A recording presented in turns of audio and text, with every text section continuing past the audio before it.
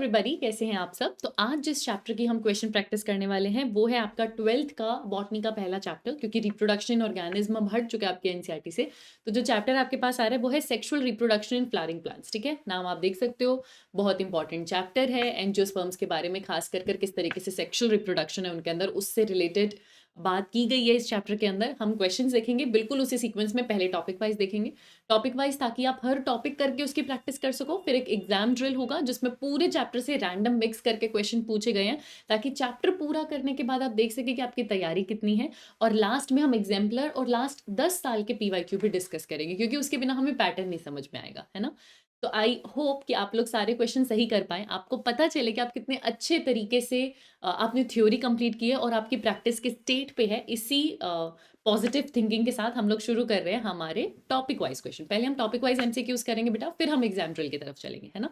तो अगर आप इस चैप्टर को देखेंगे तो जो पहला क्वेश्चन आपके पास आता है, जो पहला टॉपिक आपके पास आता है, that is flower. Flower a fascinating organ of angiosperm, ये पहला टॉपिक है जिसमें फ्लावर के बेसिक चीजों के बारे में आपको बताया गया है। ठीक है, उनसे रिलेटेड कुछ क्वेश्चन है। क्वेश्चन नंबर 1 आप यहाँ पे देख सकते हैं, फ्लावर इज अब ये तो एनसीईआरटी की डायरेक्ट लाइन है जिसमें लिखा हुआ है कि flower is a modified shoot, है ना। तो ये सिर्फ इसके अंदर मेल भी होता है, फीमेल भी होता है, ओनली नहीं हो सकता। अब क्योंकि ओनली नहीं हो सकता तो ये तो ऑप्शन हो नहीं सकते। ये एक मॉडिफाइड रिप्रोडक्टिव शूट है बेटा, वेजिटेटिव नहीं। फ्लावर से रिप्रोडक्शन होगा, राइट। तो आंसर यहाँ पर क्या आएगा, सी। अगला क्वेश्चन देखते हैं, सेकेंड। आपको यहाँ पे पी से लेकर वी तक कुछ लेबलिंग्स दी हुई हैं और आपको करेक्ट ऑप्शन यहाँ पर बताना है। ठीक है, तो फ्लावर के बारे में आपको यहाँ पर पूरा फ्लावर ही दिखाया हुआ है एक तरीके से। यहाँ पर अगर आप इस पी को देखेंगे तो ये आपका सेपल है बेटा, ये सेपल है। और पहली बात, ये सेपल एक ही ऑप्शन के अंदर दिया हुआ है, तो आंसर तो वैसे भी मेरे पास आ गया। ये जो फ्रेग्रेंट और ब्राइटली कलर्ड होते हैं, ये मेरे पास होते हैं पेटल्स। तो यहाँ पर जो क्यू मेरे पास है ना, जो क्यू मेरे पास है वो पेटल है। ठीक है जी, बढ़िया बात है। अब यहाँ पर आप देखेंगे तो ये आपका स्टेमन है। स्टेमन का ये हिस्सा एंथर होता है और ये हिस्सा फिलामेंट होता है, यानी आर एंथर है, एस फिलामेंट है। ये भी आप इस ऑप्शन के अंदर देख सकते हैं। उसके बाद अगर आप देखेंगे ये, तो ये आपका कार्पल है, टीयूवी आपका कार्पल है, जिसमें ये स्टिग्मा है बेटा, ये वाला हिस्सा जो रिसेप्टिव ऑर्गन होता है पॉलन के लिए। फिर ये स्टाइल है और ये ओवरी है, वी आपके पास ओवरी है। तो टी स्टिग्मा है, यू स्टाइल है, वी ओवरी, ये सारे ऑप्शन करेक्ट है। अगर आप सिर्फ पी पहचान पा रहे थे ना, आपका आंसर तब भी आ रहा था। आंसर क्या होगा, सी। इतना इजीली आप कर सकते थे। अगला क्वेश्चन देखते हैं, क्वेश्चन नंबर 3। आपको मैच द फॉलोइंग करना है ना। कैलिक्स पूरे वर्ल्ड को कहते हैं बेटा, क्योंकि वर्ल्ड में बहुत सारी यूनिट आ रही हैं। कैलिक्स जिससे बना है उसकी सिंगल यूनिट को आप कहते हैं सेपल, जो ग्रीन कलर का बड स्टेज में फ्लावर को प्रोटेक्ट करने का काम करता है। कोरोला पूरा वर्ल का नाम है, सेकंड वर्ल होता है जिसको आप कोरोला कहते हो, जिसकी एक यूनिट होती है पेटल्स, जो कलरफुल ब्राइटली कलर्ड होते हैं, पॉलिनेशन के टाइम इंसेक्ट्स को अट्रैक्ट करने का काम करते हैं। एंड्रोशियम मेल वर्ल जो होता है, मेल रिप्रोडक्टिव वर्ल, उसे एंड्रोशियम कहते हैं, जिसकी एक यूनिट को हम स्टेमन कहते हैं, और गाइनेशियम की एक यूनिट को हम कार्पल कहते हैं। तो आंसर मेरे पास क्या होगा, आंसर मेरे पास होगा 3214, जो कि मुझे दिया हुआ है ऑप्शन ए में। तो आंसर मेरे पास होगा ए। अगला क्वेश्चन देखिए, क्वेश्चन 4। दो स्टेटमेंट दिए हुए हैं आपको और आपको बताना है कौन सा करेक्ट है। असर्शन रीजन की तरह ही है ये आपके सामने। पहला स्टेटमेंट मुझे कह रहा है, flowers are the structure related to sexual reproduction in flowering plants. इसमें तो कोई दिक्कत नहीं है, क्योंकि फ्लावर्स ही रिस्पॉन्सिबल है सेक्सुअल रिप्रोडक्शन करने के लिए। Various embryological processes of plant occurs in a flower. ठीक है, एम्ब्रियो भी यहीं बनेगा, एम्ब्रियोलॉजिकल प्रोसेसेस भी यहीं होंगे। फर्टिलाइजेशन होने के बाद ओवरी के अंदर एग से पूरा जाइगोट बनेगा, जाइगोट से एम्ब्रियो बनेगा, वो सब भी वहीं हो रहा है। तो एकदम ठीक बात है।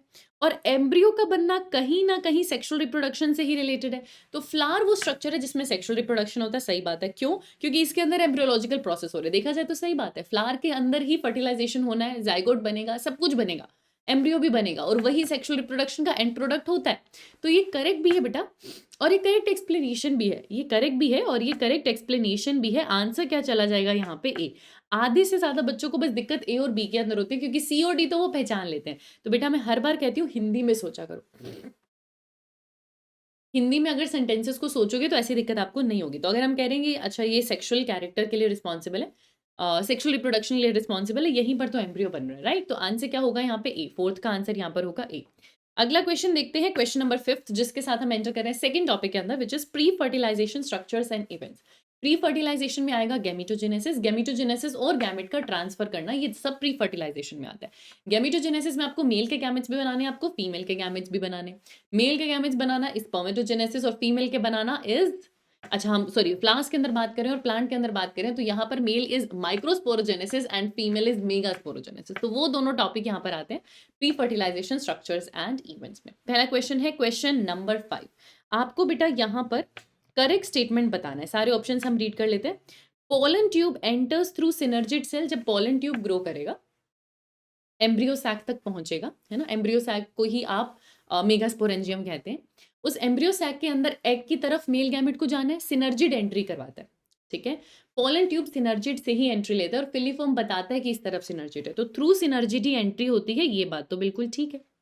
सिनर्जिड्स के पास एक स्पेशल सेल्यूलर थिकनिंग होती है at chalazal tip called filiform apparatus, ठीक है, ठीक है।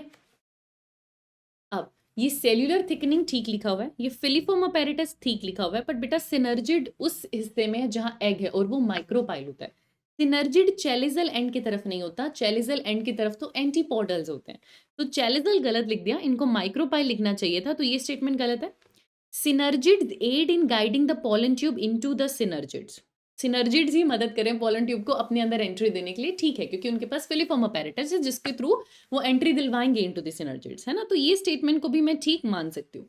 तो मेरे पास 1 करेक्ट है, मेरे पास 3 करेक्ट है। आंसर क्या हो जाएगा यहाँ पे? सी, क्योंकि सिनर्जिड ही कीमोट्रॉपिक मूवमेंट भी करा रहे हैं पोलन ट्यूब की। सिनर्जिड ही फिलीफॉर्म अपैरेटस के थ्रू एंट्री करवाते हैं पोलन ट्यूब की इनटू द सिनर्जिड, तो वो खुद मदद कर रहे हैं ना, तो आंसर सी होगा। अगला क्वेश्चन देखते हैं 6। इंसेक्ट पॉलिनेटेड फ्लावर, जिसको हम बोलते हैं एंटिमोफिली, इसको हम क्या बोलते हैं? एंटिमोफिली। और बेटा जहां इंसेक्ट्स की बात आ गई, जहां इंसेक्ट्स की बात आ गई, उस कंडीशन के अंदर इंसेक्ट्स को अट्रैक्ट करना पड़ेगा, तो फ्लावर्स को नेक्टर भी देना पड़ेगा रिवॉर्ड में, क्योंकि खाली फोकट में तो आने नहीं वाला इंसेक्ट। उसको अट्रैक्ट करने के लिए पेटल्स को कलरफुल बनाना पड़ेगा, उनमें फ्रेग्रेंस होनी चाहिए, आपको हर वो तरीका करना पड़ेगा जिससे आप इंसेक्ट को अट्रैक्ट कर सको। आंसर होगा डी, तो 6 का आंसर होगा डी। अगला क्वेश्चन देखते हैं 7। एम्ब्रियो सैक, एम्ब्रियो सैक आपका बनता है ओव्यूल के अंदर, है ना। तो ओव्यूल को हम लोग क्या बोलते हैं? ओव्यूल को हम लोग बोलते हैं इंटेग्यूमेंटेड मेगास्पोरेंजियम। सॉरी, मैंने पहले एम्ब्रियो सैक को बोल दिया था बेटा, वो मेगास्पोरेंजियम तो आपका ओव्यूल है, जिसके अंदर एम्ब्रियो सैक है, वो आपकी फीमेल गैमीटोफाइट है। अब फीमेल के लिए आप पूरे प्लांट में मेगा वर्ड यूज करने वाले हो, तो आंसर होगा बी। तो 7th का आंसर आपके पास हो जाएगा बी। अगला क्वेश्चन देखते हैं 8th। चलिए, which one of the following is resistant to enzyme action? Exine बेटा, एक्साइन ऐसा है जिसको आज आप तक अभी तक हम किसी भी वे में ब्रेक नहीं कर पाए हैं, बहुत ज्यादा रेजिस्टेंस रखता है। ये फिजिकल मेथड हो, केमिकल मेथड हो, बायोलॉजिकल मेथड हो, आप अलग अलग एसिड्स, ऑर्गेनिक एसिड्स यूज करके देख लो, एंजाइम यूज करके देख लो, टेम्परेचर प्रेशर यूज करके देख लो, एक्साइन उन सबको रेजिस्ट कर जाता है ना, तो वो रेजिस्टेंट है इन सब चीजों के लिए। आंसर होगा सी। 8th का आंसर मेरे पास होगा सी। अगला क्वेश्चन देखते हैं, question number 9। Pollination by insect, अभी आपको बताया इसे एंटिमोफिली कहते हैं। कायरोपेटेरोफिली बेटा बैट्स के लिए यूज किया जाता है। एनिमोफिली विंड के लिए आप लोग यूज करते हो, और जू वर्ड एनिमल से आया है, ठीक है। इंसेक्ट के लिए हम लोग एंटिमोफिली बोलते हैं। आंसर होगा ए। अगला क्वेश्चन देखते हैं 10th। माइक्रोस्पोरोजेनेसिस, माइक्रो वर्ड ही एक्चुअली मेल के लिए आया है, तो फॉर्मेशन ऑफ माइक्रोस्पोर्स, है ना। जेनेसिस मतलब बनाना, किसको बनाना? माइक्रोस्पोर्स को बनाना। वो माइक्रोस्पोर आगे जाकर पॉलन ग्रेन बनाएंगे आपके, है ना, तो वही आपके मेल गैमीटोफाइट है। तो यहाँ पर हम क्या कह रहे हैं, इनमें फीमेल की बात नहीं हो रही, फीमेल होता तो मेगा आता, टेपेटम भी यहाँ पर नहीं होगा, एंड ऑल ऑफ दिस भी नहीं होगा। आंसर होगा फॉर्मेशन ऑफ माइक्रोस्पोर्स। आंसर होगा ए। अगला क्वेश्चन देखते हैं 11th।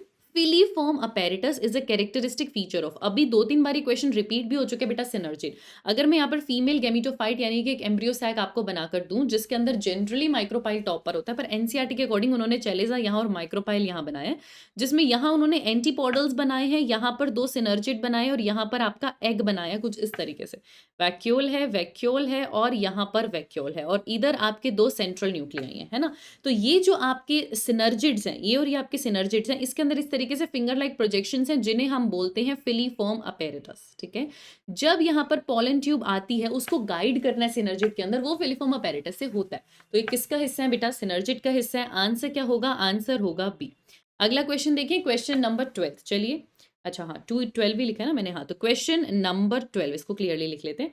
यहाँ पर क्वेश्चन हमको क्या कह रहा है, 60% of angiosperms shed their pollen at 2 cell stage. जब आप पॉलन ग्रेन की बात करते हैं, आपके पास मियोसिस की वजह से 4 माइक्रोस्पोर बनते हैं, वो अलग अलग होते हैं, कैलिस एंजाइम की प्रेजेंस में अलग अलग होते हैं। अब उनको डेवलप कर पॉलन ग्रेन बनाना है, तो वो जब पॉलन ग्रेन बनाते हैं बेटा, जिसमें बाहर उन्हें पता है उनको एक्साइन भी बनाना है, अंदर पेक्टोसेलुलोज का इंटाइम भी बनाना है, अंदर जो सेल है ना, वो माइटोसिस कर 2 में डिवाइड हो जाता है। एक इरेगुलरली शेप न्यूक्लियस वाला वेजिटेटिव सेल, और एक होता है जेनरेटिव सेल। है ना, इसको बोलते हैं 2 सेल स्टेज। और इसी स्टेज पर ही पॉलन ग्रेन शेड हो जाता है फॉर 60%, ऐसा लिखा हुआ है एनसीईआरटी में।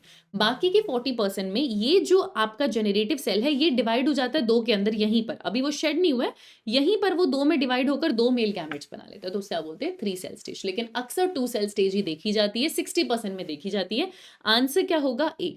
अगला क्वेश्चन देखते हैं 13th, कंटिन्यूड सेल्फ पॉलिनेशन। अगर आप बार बार बार बार सेल्फ पॉलिनेशन करेंगे तो वो सेम कैरेक्टर्स एक दूसरे के साथ आएंगे, तो बहुत बार कंडीशन है होमोजाइगोसिटी क्रिएट होने की। और अगर वो होमोजाइगोसिटी किसी रिसेसिव कैरेक्टर के लिए क्रिएट हो गई जो कि हार्मफुल है, तो वो करेगा इनब्रीडिंग डिप्रेशन।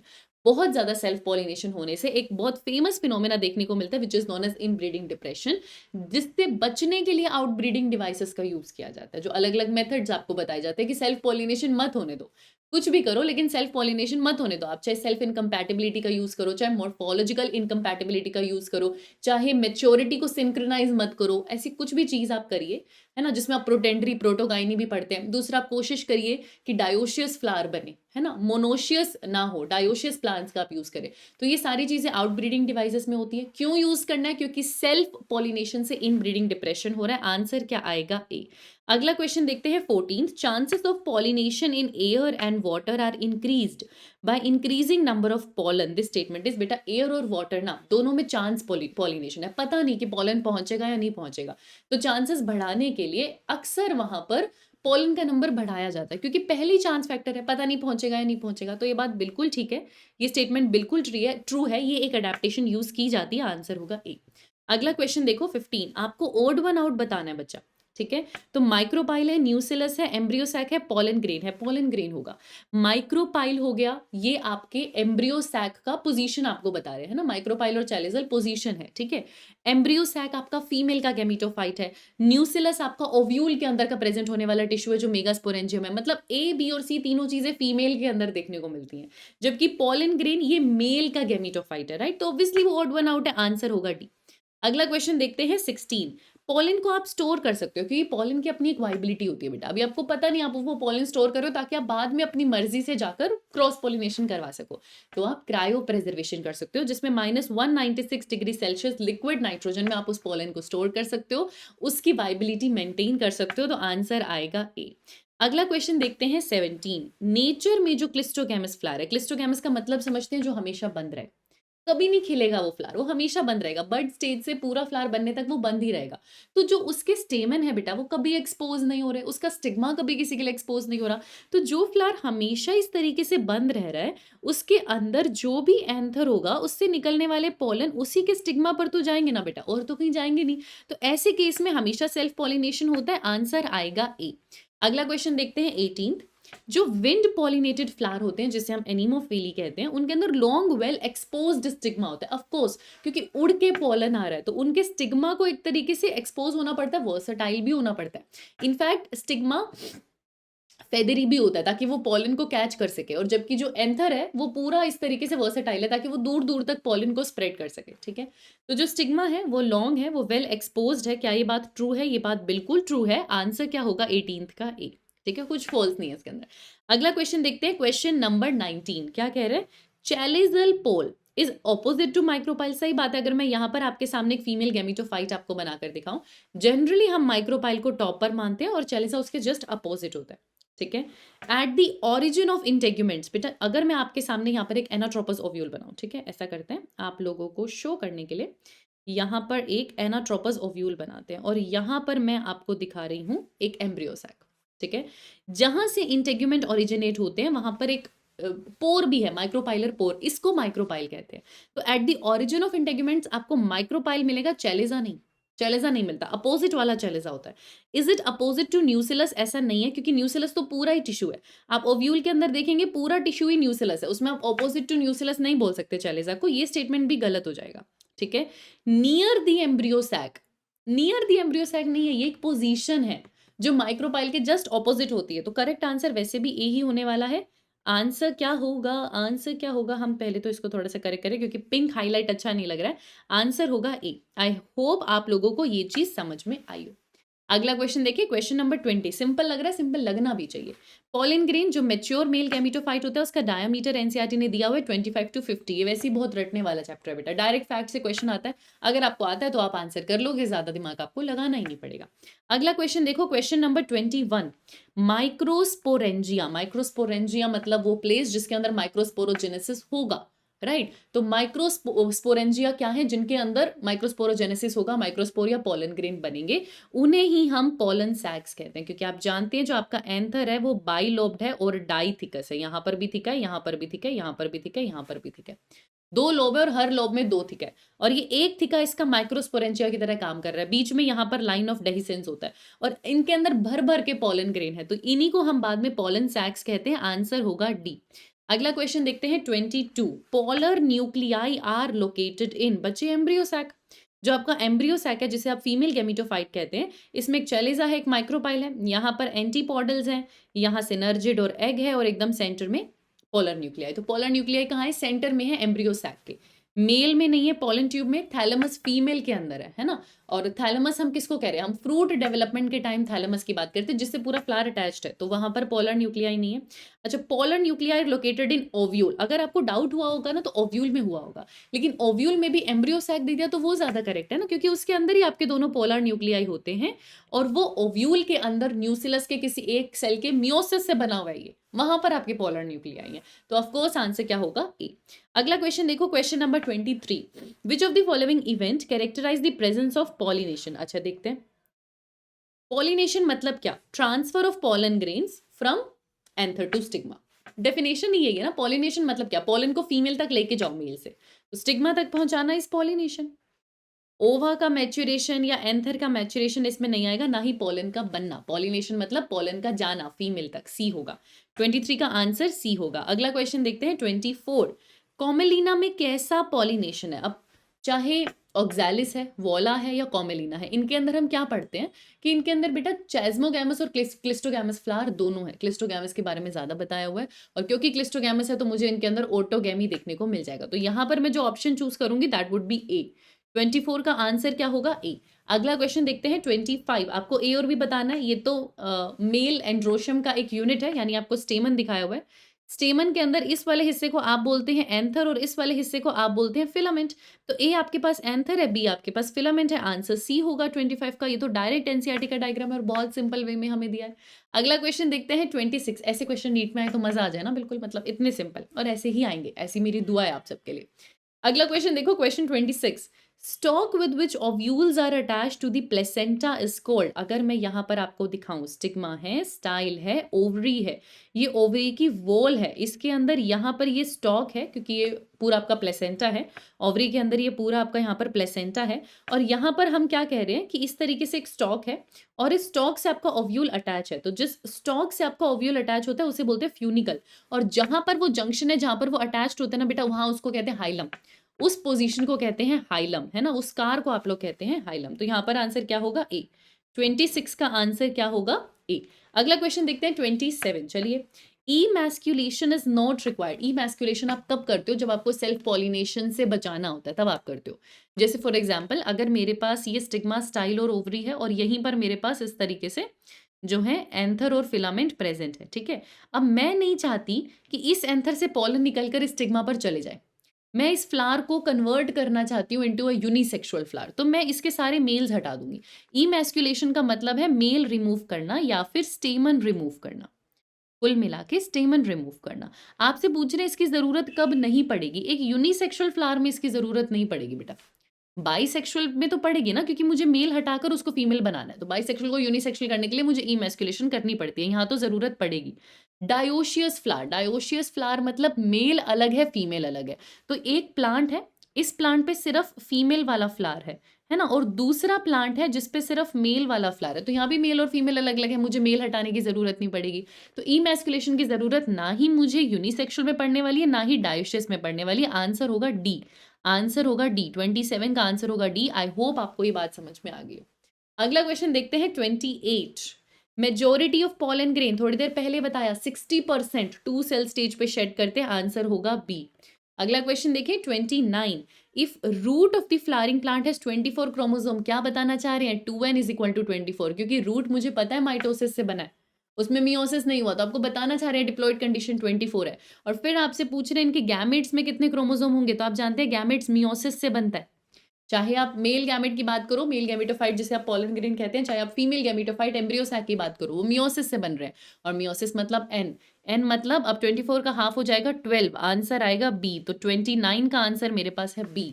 अगला क्वेश्चन देखते हैं 30, egg apparatus of angiosperm consist of, जब आप ये एम्ब्रियो सैक की बात करते हैं, यहाँ एंटीपॉडल है, यहाँ माइक्रोपाइल है, 2 सिनर्जिड और 1 एग, तीनों मिलकर एग अपैरेटस बनाते हैं बेटा, तो 2 सिनर्जिड और 1 एग मिलकर एग अपैरेटस बना रहे हैं, आंसर होगा बी। इसमें तो ज्यादा सोचने की जरूरत आपको है ही नहीं, डायरेक्ट फैक्ट्स हैं, आते हैं तो आप आंसर कर लीजिए। तो ये दोनों सिनर्जिड और एग मिलकर बनाएंगे, याद रखिएगा, आंसर है बी। अगला क्वेश्चन देखते हैं 31, at maturity an angiosperm embryo sac is dash nucleated and dash celled, ये तो बेटा रट्टा मार लो, 7 nucleated 8 celled सॉरी उल्टा लिख दिया ना मैंने, 8 nucleated 7 celled, इस तरीके से एम्ब्रियो सैक है, 1 2 3, 3 न्यूक्लियस 3 सेल, 1 2 3, 3 न्यूक्लियस 3 सेल, और ये बीच में 2 न्यूक्लियस एक्स्ट्रा हैं, लेकिन इन बीच वाले 2 न्यूक्लियस के लिए सेल एक ही है, ये जो सेंट्रल सेल है, ये सेंट्रल सेल, और 2 न्यूक्लियस है, तो 1 2 3 4 5 6 7 8, न्यूक्लियस कितने हैं? 8, 8 न्यूक्लिएटेड, सेल्स कितने हैं? 1 2 3 4 5 6, और ये बीच वाला 7, 7 सेल्ड, तो इट इज 7 सेल्ड 8 न्यूक्लिएटेड, 8 और 7, आंसर होगा बी, 31 का आंसर होगा बी। अगला क्वेश्चन देखते हैं 32, वाटर पॉलिनेटेड प्लांट, अच्छा यहाँ पर वेलिसिनेरिया भी बता दिया है, जोस्टेरा भी बता दिया है, हाइड्रिला भी बता दिया है, सारे वाटर पॉलिनेटेड है। जो वेलिसिनेरिया होता है बेटा वो एपीहाइड्रोफिली दिखाता है, जो जोस्टेरा होता है वो हाइपोहाइड्रोफिली दिखाता है, बट दोनों ही वाटर पॉलिनेटेड है, और हाइड्रिला भी वाटर पॉलिनेटेड है। सारे एग्जांपल्स एनसीईआरटी ने दिए हुए हैं, आंसर क्या होगा? डी, 32 का आंसर क्या होगा? डी। अगला क्वेश्चन देखते हैं 33, 2 nuclei with 1 cell are found in, एक सेल लेकिन उसके अंदर 2 न्यूक्लियाई, वो आपका सेंट्रल सेल होता है, जैसे मैंने अभी यहाँ पे आपको डायग्राम दिखाया था, ये सेम डायग्राम है, ये एक सेल है सेंटर वाला, ये एक सेल है बेटा ये सेंटर वाला, और इसके अंदर 2 न्यूक्लियाई हैं, तो ये आपका सेंट्रल सेल है, राइट। तो और पूछा भी क्या था? पूछा भी मुझसे यही था, 2 न्यूक्लियाई एक सेल के अंदर, सेंट्रल सेल, आंसर होगा सी। अगला क्वेश्चन देखते हैं 34, meiotic cell division takes place during gametogenesis, जब गैमेट बनाना होता है तब मियोसिस होती है, एम्ब्रियो में माइटोसिस होती है, ऑर्गन बनाने में माइटोसिस होती है, पार्थिनोजेनेसिस मतलब क्या? बिना फर्टिलाइजेशन के आपका सीड डेवलप हो रहा है ना, तो उसके अंदर भी माइटोटिक डिवीजन हो रही है, गैमेट बनाने के लिए मियोसिस करना पड़ता है, आंसर होगा ए। ये तो हम हमेशा से पढ़ते आ रहे हैं कि गैमेट बनाने के लिए मियोसिस करना होता है, आंसर होगा ए। अगला क्वेश्चन देखते हैं, क्वेश्चन नंबर 35, आपको फ्लावर बताना है बेटा, ये डायग्राम एग्जैक्टली एनसीईआरटी ने एक्चुअली ना आपको दिया भी हुआ है, दिया भी हुआ है। यहाँ पर ये जो बी वाले आप देखेंगे ना, तो अगर मैं इनको जूम इन करके दिखाऊं, ये इस तरीके से बंद है, तो ये वो फ्लावर्स है ना जो हमेशा बंद रहते हैं बेटा, ये वो फ्लावर्स हैं जो हमेशा बंद रहते हैं, ठीक है। तो ये जो बी है ना, ये क्लिस्टोगैमस है, याद रखना, आप एनसीईआरटी का डायग्राम रेफर कर सकते हो, ये क्लिस्टोगैमस है, तो बी क्लिस्टोगैमस ना एक ही ऑप्शन में दिया हुआ है, और ये वाला फ्लावर खुला है इस तरीके से, तो ये आपका चेस्मोगैमस है, जो एक्सपोज फ्लावर होता है, जो ब्लूम करता है, जो खुलता है, वो चेस्मोगैमस है, जो बंद है वो क्लिस्टोगैमस है, तो आंसर होगा सी, राइट। तो 35 का आंसर मेरे पास क्या होगा? सी। अगला क्वेश्चन देखिए 36, characteristic of wind pollinated pollen is, क्योंकि उन्हें विंड से जाना है तो वो नॉन स्टिकी होने चाहिए, हल्के होने चाहिए ताकि ट्रैवल कर सके, स्टेमन एक्सपोज होना चाहिए, वर्सटाइल भी होना चाहिए दूर दूर तक, वैसे तो देखो एक्सपोज इनका स्टिग्मा होता है पकड़ने के लिए, और फेदरी भी होता है, बट ठीक है, यहाँ पे नॉन स्टिकी भी होने भी चाहिए, लाइट भी होने चाहिए, तो आंसर मैं डी पे लिख दूंगी, आंसर क्या होगा यहाँ पे? 36 का डी। अगला क्वेश्चन देखते हैं 37, पोलन्स हैव 2 प्रोमिनेंट वॉल, एक इंटाइन होती है ना, एक एक्साइन होती है, ठीक है, which are dash and dash, एक इंटाइन है बेटा, एक एक्साइन है, तो ये हो जाएगा बी। जो एक्साइन होती है वो स्पोरोपोलिनिन की बनी होती है, जो इंटाइन होती है वो पेक्टोसेलुलोज की बनी होती है, पर उनका नाम तो एक्साइन और इंटाइन है ना, आंसर क्या होगा? बी। 37 का आंसर होगा बी। अगला क्वेश्चन देखो 38, एक टिपिकल एंजियोस्पर्म का एंथर बाइलोब्ड और डाइथिकस होता है, दोनों होता है, ये देखो इस तरीके से, एक लोब और ये दूसरा लोब, जिसके बीच में यहाँ पर आपके पास फिलामेंट है, और लोब के अंदर अगर आप देखोगे तो 2 गड्ढे हैं, यहाँ पर भी 2 गड्ढे हैं डाइथिकस, यहाँ पर भी 2 गड्ढे हैं डाइथिकस, और इधर बीच में लाइन ऑफ डेहिसेंस है, तो बाइलोब्ड होते हैं, डाइथिकस होते हैं, आंसर होगा सी। अगला क्वेश्चन देखो, क्वेश्चन नंबर 39, इंटाइन किसकी बनी है? पेक्टिन और सेल्यूलोज, तभी तो पेक्टोसेल्यूलोज कहते हैं, आंसर सी होगा। एक्साइन किसका बना है? स्पोरोपोलिनिन, ये चीजें याद रखना। अगला क्वेश्चन देखते हैं, क्वेश्चन नंबर 40। सिनर्जिड में जो फिलीफॉर्म अपैरेटस होते हैं वो पोलन ट्यूब को गाइड करते हैं, जी हाँ। वो स्टाइल को गाइड करते हैं, स्टाइल नहीं हिलती बेटा अपनी जगह से, ऐसा कभी नहीं होगा। Are they present near the micropylar end, जी हाँ, सिनर्जिड एग अपैरेटस पूरा माइक्रोपाइल के पास होता है। तो ए भी ठीक है, सी भी ठीक है, आंसर होगा डी। ये तो डायग्राम भी मैं आपको मल्टीपल टाइम्स दिखा चुकी हूँ, आंसर होगा डी। एक बार पता है ना डायग्राम तो कर लोगे आसानी से। अगला क्वेश्चन देखो 41। इन चैस्मोगैमी पॉलिनेशन टेक्स प्लेस इन, चैस्मोगैमी मतलब वो एक्सपोज्ड फ्लावर है, वो एकदम पूरा खिला हुआ है। अब वो खिला हुआ है तो वो ओपन फ्लावर है, तो मैं उसे क्लोज्ड फ्लावर नहीं कहूंगी, मैं उसे कहूंगी ओपन फ्लावर। और उस ओपन फ्लावर में पॉलिनेशन हो रहा है, तो 41 का आंसर होगा ए। सिंपल। अगला क्वेश्चन देखिए 42। माइक्रोपाइलर रीजन में जो सेल्स होते हैं वो एंटीपोडल होते हैं, एकदम गलत। एंटीपोडल सेल्स माइक्रोपाइल नहीं चैलेजा की तरफ होते हैं, बहुत बार ये डायग्राम बता चुकी हूँ, तो आंसर होगा बी। इनफैक्ट अभी रिवाइज करवा चुकी हूँ। अगला क्वेश्चन देखो 43। In which of the following plant both autogamy and geitonogamy is prevented. ना तो ओटोगेमी हो रही है ना जिटेनोगेमी हो रही है, इसका मतलब ये पक्का डायोशियस प्लांट है। इसका मतलब ये पक्का डायोशियस प्लांट है। अब आप यहाँ पर देखिए ऑप्शन, जो आउटब्रीडिंग डिवाइसेस वाला पैराग्राफ है ना एनसीईआरटी में, वहां पर उन्होंने बताया बेटा मोनोशियस प्लांट और डायोशियस प्लांट। उन्होंने वहां पर स्पेसिफिकली बोला है कि अगर आप एक मोनोशियस प्लांट लेंगे यूनिसेक्सुअल फ्लावर यूनिसेक्सुअली लेना है, लेकिन मोनोशियस प्लांट, ठीक है। उस केस में क्या होगा, मोनोशियस के केस में क्या होगा, आप ओटोगेमी तो प्रिवेंट कर लेंगे क्योंकि बाइसेक्सुअल तो नहीं है ना, तो आप ओटोगेमी तो प्रिवेंट कर लेंगे, but you can not prevent geitonogamy. Geitonogamy तो जरूर हो जाएगी वहां पे, ठीक है। इस तरीके से लिखा हुआ है विद एग्जाम्पल, आपको मोनोशियस के कुछ एग्जाम्पल दिए हैं। और फिर आपको बोला है डायोशियस प्लांट, वो ऐसे प्लांट है क्योंकि होंगे तो यूनिसेक्सुअल प्लस है भी डायोशियस, तो बोथ ओटोगेमी एंड जिटेनोगेमी आप प्रिवेंट कर लोगे। बोथ ओटोगेमी एंड जिटेनोगेमी आप प्रिवेंट कर लोगे, ठीक है। ठीक है। अभी यहां पर आपसे क्या पूछा कि आपको दोनों को प्रिवेंट करना है, इसका मतलब वो एक डायोशियस प्लांट है।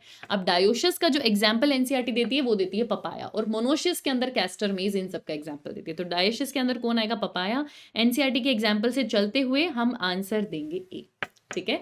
अगला क्वेश्चन देखते हैं 44। इनमें से कौन सा क्रॉस पॉलिनेशन का एक करेक्ट एक्सप्लेनेशन नहीं है। आप सेल्फ पॉलिनेशन भी जानते हो, आप क्रॉस पॉलिनेशन भी जानते हो। क्रॉस पॉलिनेशन के अंदर जो जिटेनोगैमी होते हैं उसको हम बोलते हैं कि it is functionally cross pollination but genetically not cross pollination, लेकिन जीनोगैमी कंप्लीटली क्रॉस पॉलिनेशन होती है, ठीक है। अब हम ऑप्शंस रीड करते हैं। और क्रॉस मतलब क्या, सेम फ्लावर के ऊपर पॉलन नहीं जाना चाहिए, सेम फ्लावर के एंथर से निकला हुआ पॉलन सेम फ्लावर के स्टिग्मा पर नहीं जाना चाहिए। और मैं ट्रू क्रॉस पॉलिनेशन की बात करूं तो उसी प्लांट के किसी एक फ्लावर का निकला हुआ पॉलन उसी प्लांट के किसी दूसरे फ्लावर के स्टिग्मा पर भी नहीं जाना चाहिए।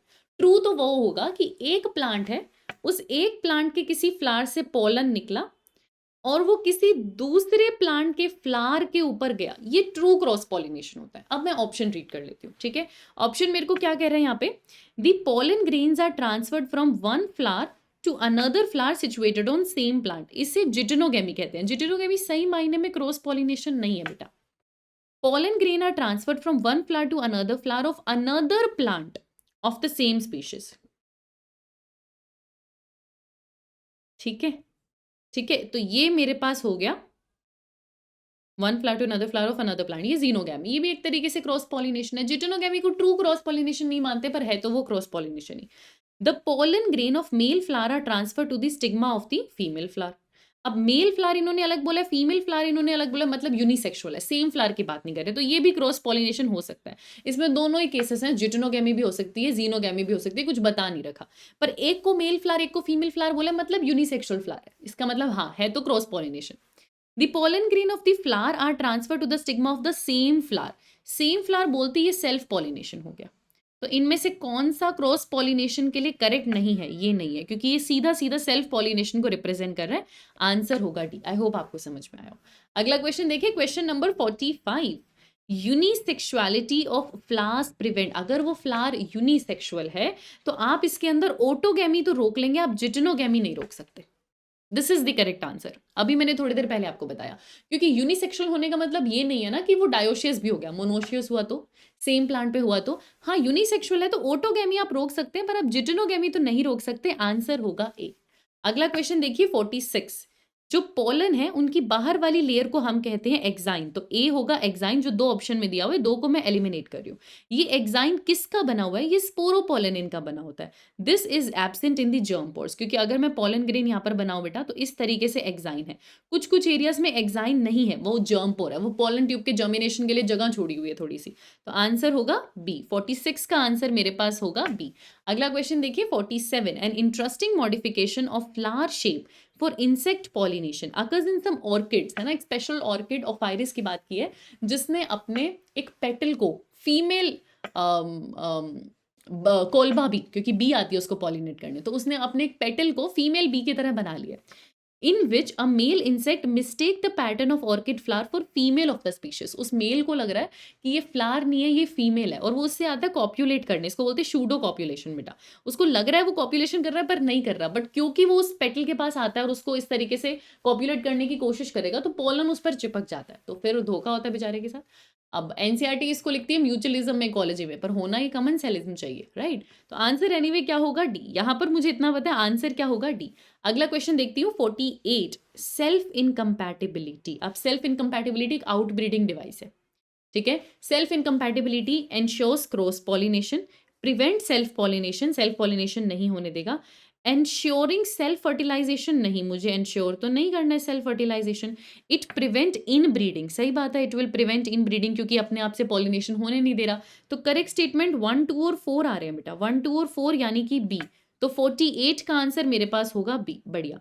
अगला क्वेश्चन देखते हैं 49, फर्स्ट 3 लेयर्स ऑफ माइक्रोस्पोरेंजिया। वो जो थिका की बात करें, अगर इस तरीके से आप बनाते हैं ना, तो इस तरीके से एक डायग्राम एनसीईआरटी ने दिया हुआ है, बीच में कनेक्टिव, ये भी एक थिका है, ये भी एक थिका है, ये भी एक थिका है, ये भी एक थिका है, किसमें? एंथर में, है ना। तो इनके यहाँ पर बहुत सारी लेयर्स बनी हुई है। एनसीईआरटी में ये डायग्राम देखना, जो पहली 3 लेयर होती है, सबसे बाहर एपिडर्मिस, फिर एंडोथीशियम, फिर मिडल लेयर। तो आंसर क्या होगा? सी। और सबसे अंदर होती है टेपेटम, जो न्यूट्रिशन देने का काम करती है। तो 49 का आंसर सी होगा बेटा। अगला क्वेश्चन देखिए 50, identify the type of ovary in diagram. अब क्या है, आपको बताया गया, जैसे फॉर एग्जांपल आप इसको एक फीमेल रिप्रोडक्टिव ऑर्गन गायनोशियम मान रहे हैं, ठीक है। तो स्टिग्मा है, स्टाइल है, ये बहुत सारी स्टाइल्स आ रही हैं, और एक ओवरी है। तो बेटा बहुत सारी स्टाइल्स है, इसका मतलब मल्टीपल कार्पल है, एक नहीं है तो मल्टीपल कार्पल। पर उनका स्टिग्मा भी फ्यूज हो चुका है और नीचे से ओवरी भी फ्यूज हो चुकी है, और स्टाइल्स भी एक तरीके से जुड़ रही हैं, है ना। तो ये है तो मल्टी कार्पिलरी, मल्टीपल कार्पल्स हैं बहुत सारे, तो ये है तो मल्टी कार्पिलरी, मोनो तो ये है नहीं, और उसके अंदर फ्यूज्ड है, तो इसको बोलते हैं सिन कार्पस, ठीक है। एपोकार्पस का एग्जाम्पल दे रखा है माइचेलिया, और सिन कार्पस का दे रखा है पैपावेर, शायद दे रखा है, राइट। तो आंसर यहां पर क्या होगा? बी। 50 का आंसर आपके पास क्या होगा? बी। चलिए अगला क्वेश्चन देखते हैं 51। ये डायग्राम भी एनसीईआरटी ने दे रखा है हिबिस्कस का। हिबिस्कस का डायग्राम आपको दे रखा है। In the given diagram of pistil in which part fertilization takes place. बेटा फर्टिलाइजेशन होती है ओवरी में, वहां पर पहुंचता है आपका, क्योंकि ओवरी के अंदर ही तो आपके ओव्यूल्स हैं, वहीं पर एम्ब्रियो सैक है, उसी में एग है, वहां तक पहुंचना है आपके पॉलन ट्यूब को। यहां पर ये जो हिस्सा है ना, ये स्टिग्मा है बच्चे, ठीक है, ये सारे स्टिग्मा है। ये स्टाइल है जो कि फ्यूज्ड है, ये ओवरी है जो कि फ्यूज्ड है, जो नीचे थैलेमस से अटैच्ड है, ठीक है। तो आंसर जाएगा सी, क्योंकि आपकी ओवरी यहाँ पे सी है। तो 51 का आंसर आपके पास क्या हो जाएगा? सी। सी यानी कि बी ऑप्शन में दिया हुआ है, सॉरी सी, लेकिन आपको बी ऑप्शन में दिया हुआ है, तो आंसर क्या हो जाएगा? बी। आपकी ओवरी की बात हो रही है, ये बिस्कस है जिसके अंदर ओवरी फ्यूज्ड है, राइट। अगला क्वेश्चन देखते हैं 52। अच्छा, तो आपको यहाँ पर वही मेल का जो स्पोरेंजियम है, जिसे आप माइक्रोस्पोरेंजियम बोलते हैं, वो यहाँ पर दिखाया हुआ है, विद लेयरिंग आपको दिखाया हुआ है। तो इसके अंदर जो सबसे बाहर वाली लेयरिंग है ना, ये जो सबसे बाहर वाली लेयरिंग है, दिस इज एपिडर्मिस।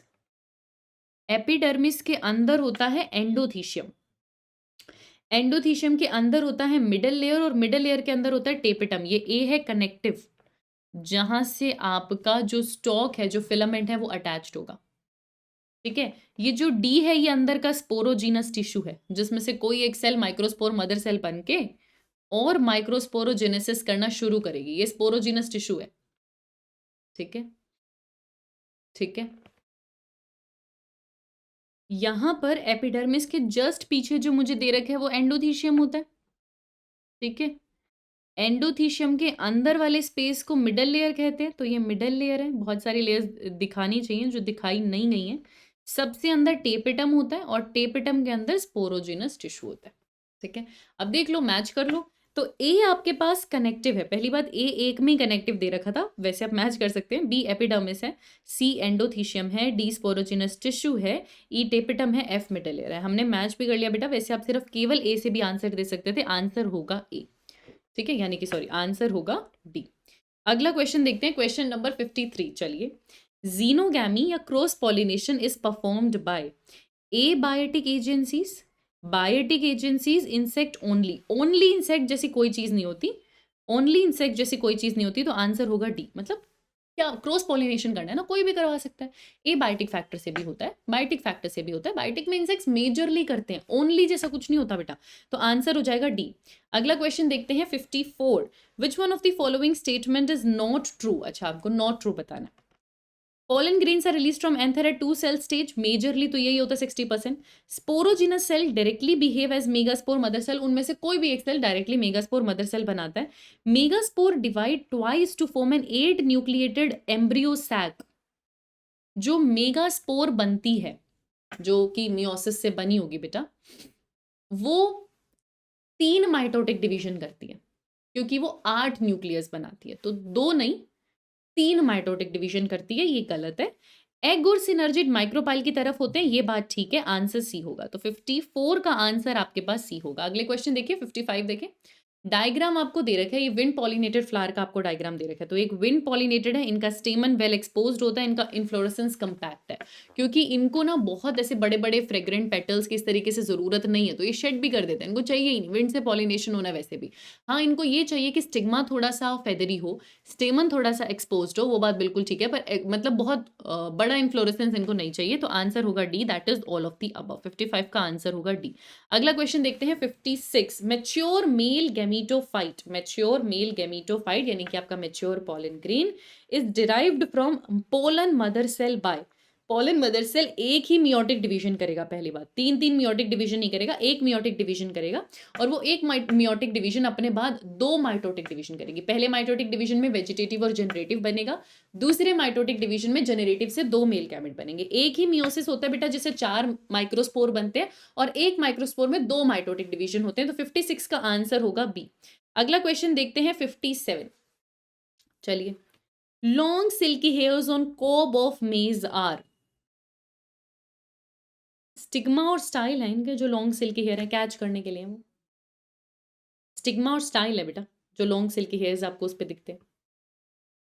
एनसीईआरटी ने बस टैसल्स वर्ड यूज किया, एनसीईआरटी रीड करोगे तो उन्होंने टैसल्स वर्ड यूज किया हुआ है, कि जो टैसल्स आपको दिखाई देते हैं वो और कुछ नहीं, स्टिग्मा और स्टाइल है, जो लंबे लंबे हेयर्स आपको दिखाई दे रहे हैं वो कैच करने के लिए ना, फेदरी स्टिग्मा और स्टाइल जिसको हम कहते हैं। तो आंसर क्या होगा, डी होगा। आंसर क्या होगा 57 का, डी होगा। अगला क्वेश्चन देखते हैं 58। चलो, the movement of pollen tube is chemotropic. Chemotropic, जो सिनर्जिड हैं वो अट्रैक्ट करते हैं पॉलन ट्यूब को अपनी तरफ, एम्ब्रियो सैक खुद पॉलन ट्यूब को अट्रैक्ट करती है अपनी तरफ, केमिकल सिक्रेट करके, केमिकल इंटरेक्शन होता है इनके बीच में, तो प्रॉपरली कीमोट्रॉपिक मूवमेंट होती है, लिखा भी हुआ है एनसीईआरटी में, आंसर होगा ए। अगला क्वेश्चन देखते हैं 59। फिलीफॉर्म अपैरेटस, पहली बात ये सिनर्जिड के पास है, और सिनर्जिड माइक्रोपाइल पर है, चैलेजा पर नहीं। एंटीपोडल भी चैलेजा पर है, वो नहीं हो सकता। ये न्यूक्लियर नहीं न्यूसेलर होना चाहिए, एनीवे आंसर माइक्रोपाइल जाएगा, क्योंकि वही सिनर्जिड है जिसके पास ये थिकनिंग होती है, आंसर बी होगा। अगला क्वेश्चन देखिए 60। If there are 4 cells in an anther, what will be the number of pollen grains if there are 4 cells in an anther? अच्छा, तो एंथर के अंदर 4 ही सेल्स हैं, या फिर मैं इनको बोल दूं जो स्पोरोजिनस टिश्यू हैं 4 है, हर एक जो है वो माइक्रोस्पोर मदर सेल की तरह काम करेगी, तो 4 माइक्रोस्पोर मदर सेल हैं, और हर बार मियोसिस से 4 माइक्रोस्पोर्स बनते हैं, जो कि आगे जाकर पोलन ग्रेन बनाते हैं। बेटा देखो, समझो ये कहना क्या चाह रहे हैं। एंथर मतलब क्या, ये जो पूरा आपका बाइलोब्ड डाइथिकस है, इसको मिलाकर ना इनके पास 4 ही सेल है। मान लो एक सेल यहाँ, एक सेल यहाँ, एक सेल यहाँ, एक सेल यहाँ। जो सेल यहाँ पर प्रेजेंट होता है, आप जानते हो यही पोलन मदर सेल का काम करता है, जो कि मियोसिस करेगा। तो मान लेते हैं मैं इस वाले सेल की बात कर रही हूँ, ये एक मियोसिस करेगा तो 4 माइक्रोस्पोर बनाएगा, ठीक है, और ये 4 के 4 माइक्रोस्पोर आगे जाकर पोलन ग्रेन बनाएंगे। अब इससे भी 4 माइक्रोस्पोर बनेंगे मियोसिस करके, इससे भी 4 बनने वाले, और इससे भी 4 बनने वाले, तो 4 4 4 और 4 आपके पास कितना आ जाएगा, 16 आ जाएगा ना, 4 4 से 16, राइट, आपके पास 16 आ जाएगा, तो टोटल 16 आपके पास पोलन ग्रेन बनने वाले हैं, आंसर विल बी डी। आपके पास 16 पोलन ग्रेन बनेंगे, 60 का आंसर विल बी डी। समझ में आया। अगला क्वेश्चन देखिए 61। अब यहाँ पर क्या है, यहाँ पर भी आप स्टिग्मा स्टाइल ओवरी देख सकते हैं बेटा, this is stigma, this is style and this is ovary, stigma style ovary. कितने सारे कार्पल बने हुए हैं, छोटा सा स्टिग्मा फिर स्टाइल फिर ओवरी, इस तरीके से बना रखा है। तो बहुत सारे कार्पल है, मतलब ये मल्टी कार्पिलरी कंडीशन है। मल्टी कार्पिलरी में ना ही स्टिग्मा फ्यूज्ड है, ना ही स्टाइल फ्यूज्ड है, ना ही ओवरी, सब अलग अलग है। ये एक स्टिग्मा स्टाइल ओवरी, ये दूसरा, सारे एक दूसरे से अलग अलग है, फ्यूज कुछ भी नहीं है, इसलिए इसको बोलेंगे एपोकार्पस। और एपोकार्पस कंडीशन का एग्जाम्पल एनसीईआरटी ने दिया हुआ है माइचेलिया। तो आंसर क्या होगा, डी। तो 61 का आंसर आपके पास आएगा डी। एनसीईआरटी से डायरेक्ट डायग्राम बेस्ड क्वेश्चन यूं बन सकता है। अगला क्वेश्चन देखो 62। माइक्रोपाइल का क्या काम है? माइक्रोपाइल क्या जर्मिनेशन में मदद करता है, पोलन ट्यूब की एंट्री में मदद करता है, एंडोस्पर्म बनाने में मदद करता है? माइक्रोपाइल की तरफ है सिनर्जिड। सिनर्जिड से केमिकल सिक्रीट होगा जो कि पोलन ट्यूब को आने में और फिर अपने अंदर एंट्री करने में मदद करेगा। वहीं से टर्गर प्रेशर भी क्रिएट होता है जिसकी वजह से पोलन ट्यूब फटती है और जो है जर्मिनेशन होता है। अब वैसे टेक्निकली आंसर यहाँ पर जाना चाहिए सी, क्योंकि दोनों ही चीज़ों में माइक्रोपाइल मदद करे। माइक्रोपाइल पोर भी तो है, माइक्रोपाइल की तरफ पोर भी तो है। जब ओव्यूल से पूरा सीड बन जाएगा, सीड के जर्मिनेशन के लिए पानी की एंट्री भी वहीं से होनी है, तो सीड जर्मिनेशन में भी मदद करेगी, पोलन ट्यूब में भी मदद करेगी। आंसर होगा सी। ठीक है, एंडोस्पर्म से कुछ लेना देना उसका नहीं है, वो सेंटर में बनता है। अगला क्वेश्चन देखते हैं 63। स्टेटमेंट बेस्ड क्वेश्चन मेरे पास आया यहाँ पे।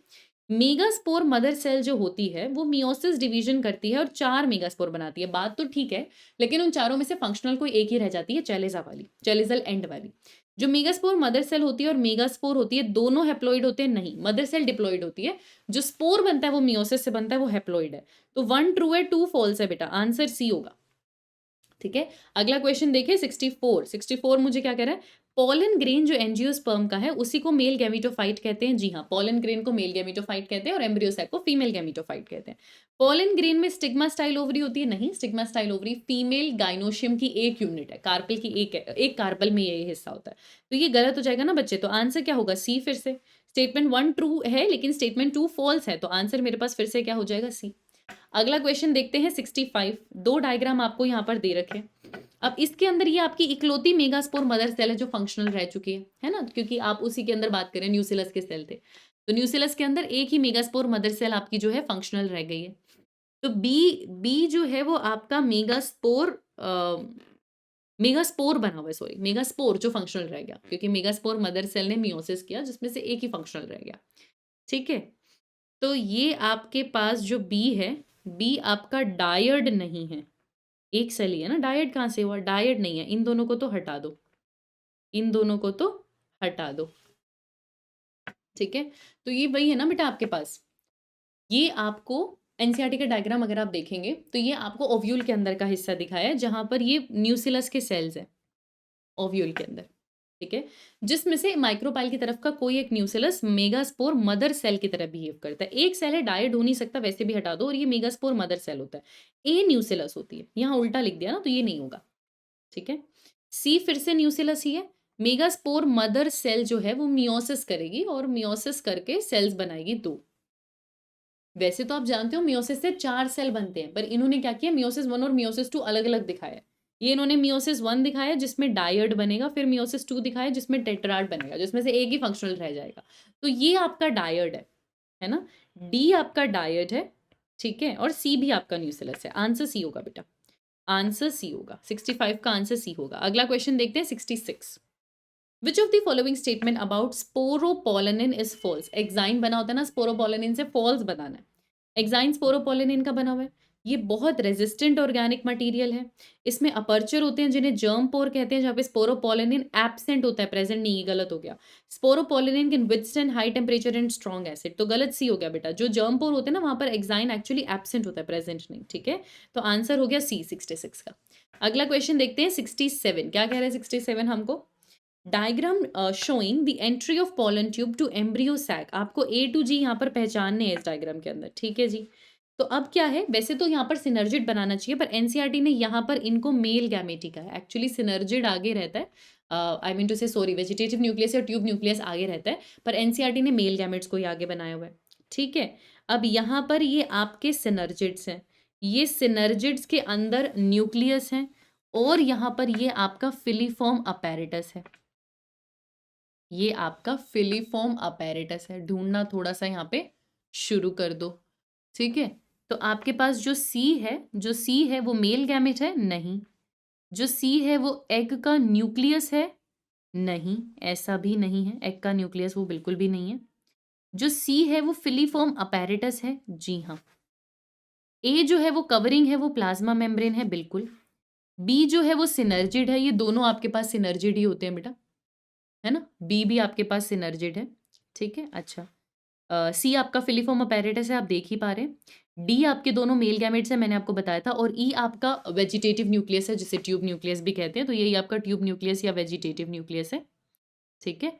ए आपकी प्लाज्मा मेम्ब्रेन है, बी आपका सिनर्जिड है। जो एफ है वो आपका सेंट्रल सेल है, जिसमें दोनों पोलर न्यूक्लियाई हैं, तो ये आपका सेंट्रल सेल हो गया। और यहाँ आपका एग दिखा दिया, क्योंकि एग एपेरेटस में दोनों सिनर्जिड और एग न्यूक्लियस भी आ जाएगा ना, तो ये आपका एग न्यूक्लियस दिखा दिया। आंसर क्या हो जाएगा? सी। वैसे आप अगर एक दो भी पहचान लेना, उससे आप अपने आंसर तक पहुंच सकते हैं, अगर आपको पूरी लेबलिंग एज इट इज नहीं भी याद, जो मैं अक्सर करती हूँ, विच ऑलवेज वर्क्स, क्योंकि कुछ ऐसा एक दो चीज ऐसी हमेशा होती है आपके पास जो आप पहचान पाए, तो कुछ ना कुछ ऐसा होता है जो आपको आपके आंसर तक ले जाए। अगर आपने एक दो बार भी एनसीईआरटी ढंग से देखी है तो आंसर सी होगा। अगला क्वेश्चन देखो 68, क्योंकि बेटा इतने सारे चैप्टर्स, इतनी सारी लेबलिंग, हो सकता है आपको एग्जैक्ट लेबलिंग नहीं याद रहे, पर आपको कुछ चीजें आंसर तक पहुंचा सकती हैं, तो कॉन्फिडेंट रहना, क्वेश्चन छोड़ना नहीं है कभी भी। अगला क्वेश्चन देखो, question 68, which of the following indicate correct names of A B C and D. अब यहाँ पर अगर ये एनाट्रोपस ओव्यूल की बात करें तो ये माइक्रोपाइल वाला हिस्सा हो गया। अब इस माइक्रोपाइल वाले हिस्से के अंदर ए मेरे पास क्या है, तो ए मेरे पास एग भी दिखाया बेटा, और यहाँ पर सेंट्रल न्यूक्लियस यानी कि पोलर न्यूक्लियस भी आपको दिखाए हुए हैं। तो ए आपका एंटीपोडल तो है नहीं, ठीक है? ए आपका सेकेंडरी न्यूक्लियस है, वो फ्यूजन से बना हो सकता है। और एक में ए को बोला हुआ है मेल गैमेट, वैसे मेल गैमेट यहाँ भी जाता है, यहाँ भी जाता है ना? और वैसे भी शायद फर्टिलाइजेशन ही दिखा रहे हैं हमें। अच्छा ठीक है, बी एंटीपोडल्स हैं, बिल्कुल सही बात है। सी हमारा एग सेल है, बिल्कुल ठीक बात है। और डी हमारी पॉलन ट्यूब है, फिर आंसर ए ही चला जाएगा। ए हमारी मेल गैमेट है, क्योंकि एक मेल गैमेट एग से फ्यूजन करेगा, जो कि यहाँ दिखाया हुआ है, और दूसरा मेल गैमेट इस सेकेंडरी न्यूक्लियस, दोनों पोलर न्यूक्लियस जुड़कर सेकेंडरी न्यूक्लियस बनाएंगी, दूसरा इससे फ्यूजन करेगा एंडोस्पर्म बनाने के लिए, प्राइमरी एंडोस्पर्म न्यूक्लियस बनाने के लिए। तो ये ए यहाँ पर भी और यहाँ पर भी आपके मेल गैमेट है। ये आपके एंटीपोडल्स हो गए बेटा, ये इस तरफ एग हो गया दोनों सिनर्जिड के ऊपर, और नीचे हो गया पोलन ट्यूब। तो 68 का आंसर परफेक्टली मेरे पास क्या चला जा रहा है? ए। अगला क्वेश्चन देखिए, क्वेश्चन नंबर 69, 69 देखते हैं। 69 देखते हैं, आपको स्ट्रक्चर बताने हैं ए टू एफ क्या है। तो ये आपका पोलन ग्रेन है, ये आपका पोलन ग्रेन है। मेच्योर 4 माइक्रोस्पोर्स इस तरीके से आपके पास बनते हैं, जिन्हें आप पोलन टेट्राड बोलते हो, पहली चीज। तो ये आपके पोलन टेट्राड है, बाकी दोनों ऑप्शंस आप यहाँ से हटा सकते हैं। अब वो पोलन टेट्राड धीरे धीरे मेच्योर गैमेट बन रहा है ना? इनके अंदर डिवीजन होता है, हर एक सेल, इसके पहले तो ये चारों के चारों सेल अलग हो जाते हैं। अब हर सेल के अंदर डिवीजन होना है, और वो डिवीजन इक्वल नहीं होता, एसिमेट्रिक होता है। तो जो डी आपको यहाँ पर दिखा रहा है वो एसिमेट्रिक स्पिंडल फाइबर्स आपको दिखाना चाह रहा है, ठीक है? किस ऑप्शन में? इस ऑप्शन में, कि वो एसिमेट्रिक स्पिंडल बना रहा है। तो एक सेल बड़ा बनता है, एक सेल छोटा बनता है, ठीक है? जो बड़ा बनता है उसके अंदर ये इरेगुलरली शेप न्यूक्लियस है, जिसे आप वेजिटेटिव न्यूक्लियस बोलते हैं। और जो दूसरा बन रहा है वो आपका जेनरेटिव सेल होता है। तो ई अगर आपका वेजिटेटिव न्यूक्लियस है, वेजिटेटिव सेल है, तो एफ आपका जेनरेटिव सेल है, ठीक है? ठीक है, यहाँ पर ये आपका वैक्यूल हो गया, फिर बी अपने आप आपका वैक्यूल, और सी आपका न्यूक्लियस हो जाएगा। बी आपका वैक्यूल और सी आपका न्यूक्लियस हो जाएगा। आंसर होगा यहाँ पे सी, आंसर होगा यहाँ पे सी। डी वेजिटेटिव सेल नहीं है, तो ये आंसर हो नहीं सकता, है ना? तो आंसर क्या चला जाएगा? सी। एलिमिनेशन से कर सकते हो बेटा, सीधा सीधा आंसर क्या हो जाएगा? सी। 69 का आंसर होगा सी। अगला क्वेश्चन देखो 70, ए टू डी आपको फिर से आइडेंटिफाई करना है। एनसीईआरटी की सारी डायग्राम्स ऑलमोस्ट इन्होंने ले लिए। ये आपका लाइन ऑफ डेहिसेंस है, बी आपका लाइन ऑफ डेहिसेंस है, दो ऑप्शन में दिया हुआ है, तो दो ऑप्शन तो पहले ही हटा दो। ए आपका फिलामेंट है, ए आपका फिलामेंट है, ये दोनों ऑप्शन के अंदर दिया हुआ है। सी आपके पोलन ग्रेन्स भरे हुए हैं पोलन सैक के अंदर। अच्छा, बस सी और डी उल्टे लिखे हुए हैं, है ना? तो अब यहाँ पर डी पोलन सैक है या सी पोलन सैक है? इस पूरी कवरिंग को आप पोलन सैक बोलते हो, जिसके अंदर आपके पोलन ग्रेन एक्चुअली भरे हुए हैं। अब ये डायरेक्टली ये चीज़ एनसीईआरटी के अंदर इस तरीके से बनी हुई है। अब देखने में क्या लग रहा है कि सी आपके पोलन ग्रेन है, वो ज़्यादा ठीक लग रहा है, और डी पोलन सैक है। 70 का आंसर क्या होगा? अच्छा नहीं, डी डायरेक्टली दिखा रहा है, डी डायरेक्टली दिखा रहा है भरे हुए पोलन ग्रेन, और ये दोनों पोलन सैक है। अब ऐसी चीज़ में आपको एनसीईआरटी की एक्जैक्टली लेवलिंग आनी चाहिए। तो यहाँ पर ये जो डी है ये फिल हुए आपके पोलन ग्रेन है, और ये कवरिंग है जिन्हें आप पोलन सैक कहेंगे, है ना? तो सी ऑफ कोर्स यहाँ पर ये कवरिंग में चला जाएगा, क्योंकि दोनों सैक्स दिखा रहा है, और ये अंदर की तरफ फिल्ड पोलन ग्रेन दिखा रहा है। तो डी भैया पोलन ग्रेन है, और सी पॉलन सैक है, आंसर डी हो जाएगा 70 का। 70 का आंसर डी हो जाएगा, है ना। फिर ये चीज़ें बेटा डायरेक्ट एनसीईआरटी के डायग्राम से आ जाती हैं। अगला क्वेश्चन देखो 71 क्या कह रहा है, what does the filiform apparatus do at the entrance in the ovule. अच्छा जी, it helps in the entry of pollen tube into a synergid. Synergid के थ्रू एंट्री करनी है ना, वो फिलीफॉर्म की वजह से होती है। It prevents the entry of more than one pollen tube, ऐसा कुछ नहीं है, वो पहले रुक गई थी। वो स्टिग्मा पर एक से ज्यादा पॉलन ट्यूब ग्रो ही नहीं कर पाता। वो इनफैक्ट बाकी पॉलन ट्यूब कैल्शियम सिक्रीट करती है, मेन पॉलन ट्यूब को ग्रो करने में मदद करती है। एक ही पॉलन ट्यूब ग्रो करती है, बाकियों का ग्रोथ रुक जाती है वहां पे, ठीक है। It brings opening of pollen tube, ऐसा भी कुछ नहीं है क्योंकि वो काम सिनर्जिड का है, राइट। तो ये तो गलत हो गया। तो आंसर मेरे पास क्या होगा, ए। 71 का आंसर मेरे पास क्या होगा, ए। अगला देखते हैं 72। आपको स्टेटमेंट्स देख के करेक्ट ऑप्शन यहाँ पर बताना है। Tapetum, epidermis, endothecium, middle layer, सबसे अंदर होती है टेपिटम, एक माइक्रोस्पोरेंजियम है और उसका काम होता है पॉलन ग्रेन को नरिशमेंट देना, सही बात है। हाइलम, हाइलम वो स्कार है ना बेटा, वो जंक्शन है जहाँ पर ओव्यूल और फ्यूनिकल अटैच होते हैं। जैसे मैंने आपको ड्रॉ भी करके दिखाया हुआ है कि अगर मैं इस तरीके से ओव्यूल बनाती हूँ तो जो स्टॉक यहाँ पर अटैच्ड है वो आपका हाइलम है। तो ये बात भी ठीक है। एक्वेटिक प्लांट जैसे कि वाटर हाइसिंथ, वाटर लिली, उनमें पॉलिनेशन वाटर से होता है, नहीं ये एक्वेटिक प्लांट है लेकिन इनका पॉलिनेशन विंड और इंसेक्ट से होता है, ठीक है, वाटर से नहीं होता है, गलत है। जो प्राइमरी एंडोस्पर्मिक न्यूक्लियस बनता है वो ट्रिप्लॉइड बनता है, जी हाँ, क्योंकि आपका जो सेकेंडरी न्यूक्लियस होता है वो मेल गैमेट से फ्यूज करता है, वो प्राइमरी एंडोस्पर्म न्यूक्लियस बनाता है और वो ट्रिप्लॉइड होता है। तो ये स्टेटमेंट ठीक है बच्चा, ये भी ठीक है, ये भी ठीक है, ये भी ठीक है। 1 2 4 एकदम ठीक है ना, लेकिन 3 वाली गलत है, तो आंसर बी हो जाएगा। तो 72 का आंसर बी हो जाएगा। अगला क्वेश्चन देखते हैं 73। आपको मैच द फॉलोइंग करना है ना।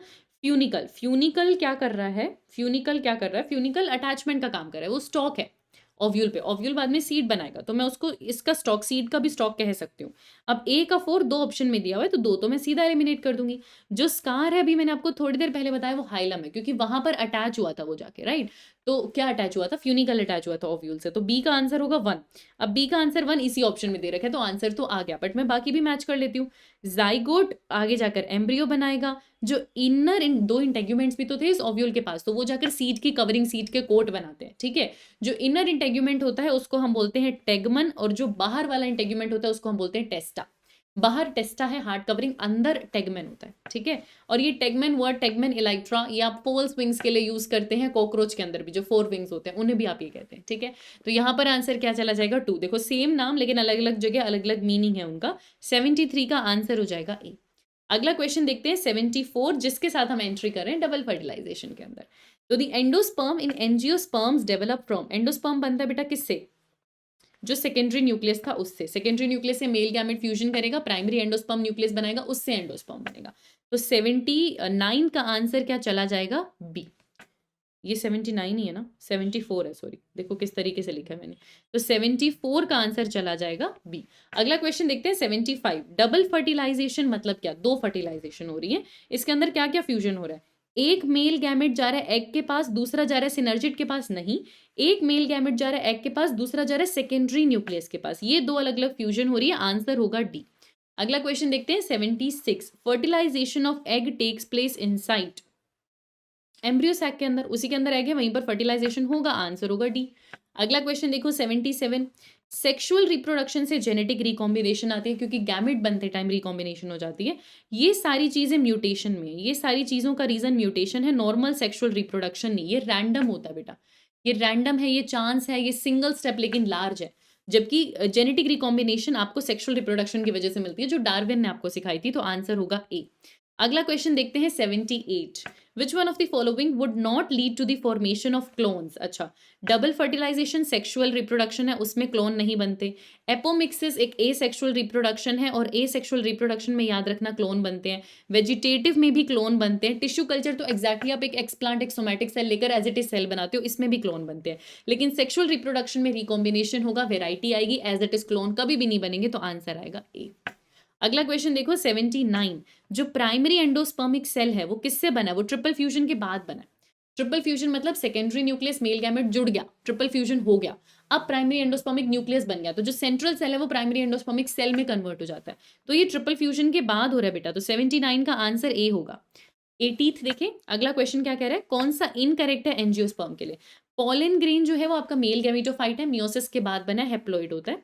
मेगास्पोर जो होती है वो डिप्लॉइड है। नहीं बेटा, मेगास्पोर मदर सेल से मियोसिस कर कर बनी है, वो हैप्लॉइड है। ये गलत है, ये गलत है। आंसर बी होगा। मैं बाकी ऑप्शन भी देख लेती हूँ। बाकी ऑप्शन में मुझे बोला सिनर्जिड हैप्लॉइड है, एम्ब्रियोसैक का सब कुछ हैप्लॉइड है, मेल गैमेटोफाइट में सब कुछ हैप्लॉइड है। एंडोस्पर्म ट्रिप्लॉइड है, वो बना ही ट्रिपल फ्यूजन से, वो ट्रिप्लॉइड है। तो बी गलत होगा, आंसर बी होगा। 81 देखते हैं। Which of the following is not true for double fertilization. अच्छा, इसको नवाज़ ने डिस्कवर किया था। एनसीईआरटी एग्जैक्टली नहीं बताती, पर ये बात ठीक है, इसको नवाज़ ने डिस्कवर किया था। Male gamete and secondary nucleus fuse to form endosperm nucleus. Primary endosperm nucleus बनता है, बिल्कुल ठीक बात है। एंडोस्पर्म का न्यूक्लियस जो बनता है वो डिप्लॉइड है। नहीं बेटा, वो ट्रिप्लॉइड है, वो ट्रिप्लॉइड है। एंडोस्पर्म का न्यूक्लियस न्यूट्रिशन देता है एम्ब्रियो, बिल्कुल वो एंडोस्पर्म बनाता है, और उसका काम है डेवलपिंग एम्ब्रियो को न्यूट्रिशन देना। तो एम्ब्रियो बनने से पहले एंडोस्पर्म बन के तैयार होता है। तो गलत क्या होगा? सी, क्योंकि डिप्लॉइड नहीं है, ट्रिप्लॉइड है। 81 का आंसर क्या होगा? सी। अगला क्वेश्चन देखिए 82। एक एंजियोस्पर्म की लीफ ली मैंने। लीफ कहने का मतलब ही सोमैटिक है, आपको बताना चाहते हैं सोमैटिक है कि 2n है, और उसके अंदर कितने क्रोमोसोम है? 16। तो ये जानबूझ के लीफ रूट ऐसा बोलते हैं ताकि वो आपको बता सके कि डिप्लॉइड की बात करें। तो ये 16 है। Number of chromosomes in its endosperm will be. Endosperm 3n होता है बेटा।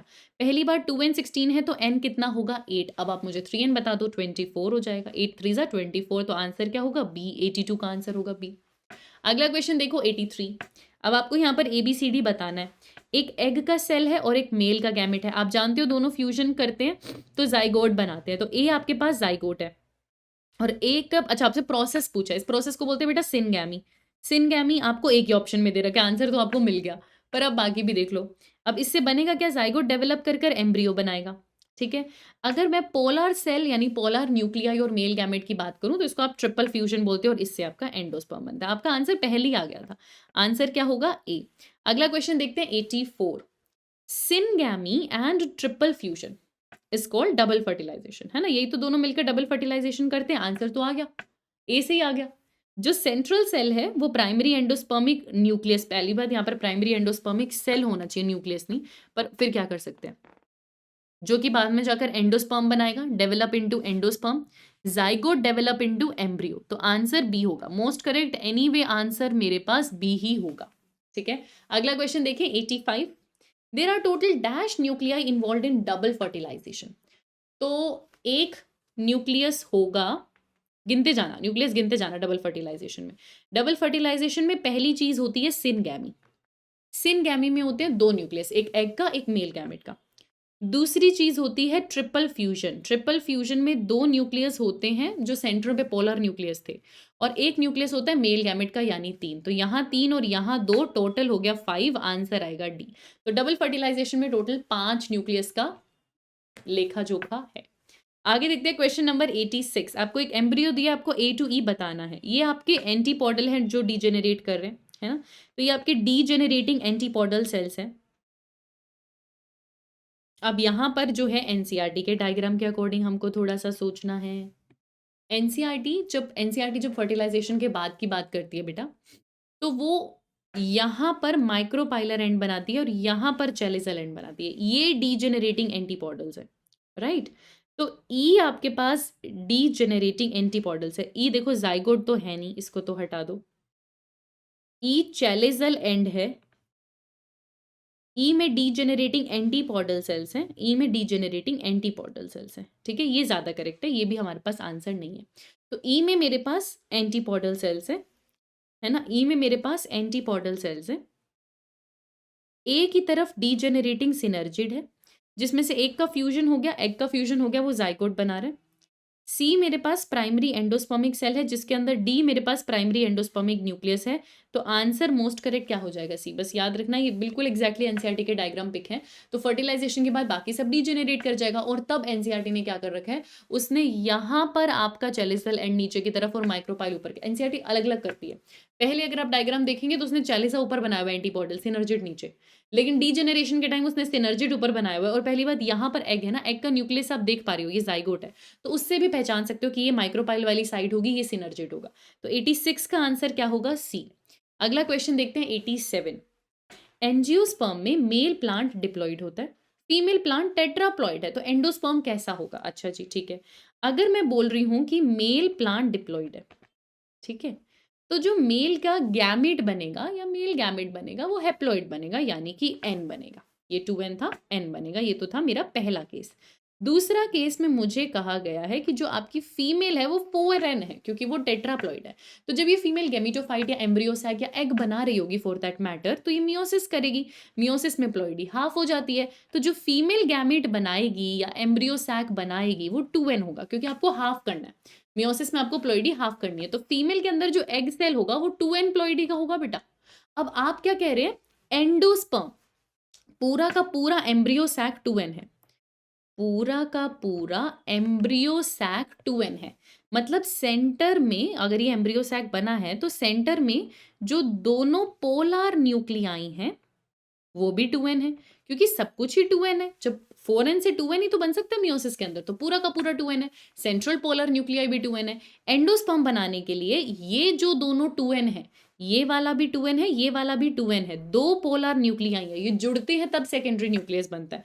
तो इनसे सेकेंडरी न्यूक्लियस बना है 4n का। पहली बात, अभी तक मैंने फ्यूजन नहीं करवाया है। ये दो सेंट्रल न्यूक्लियाई हैं, ये भी 2n है बेटा, ये भी 2n है, क्योंकि फीमेल खुद 4n थी, तो उसके गैमेटोफाइट में सब कुछ 2n है, न्यूक्लियाई भी 2n है। तो ये दोनों जुड़ जाएंगी, सेकेंडरी न्यूक्लियस बनेगा 4n।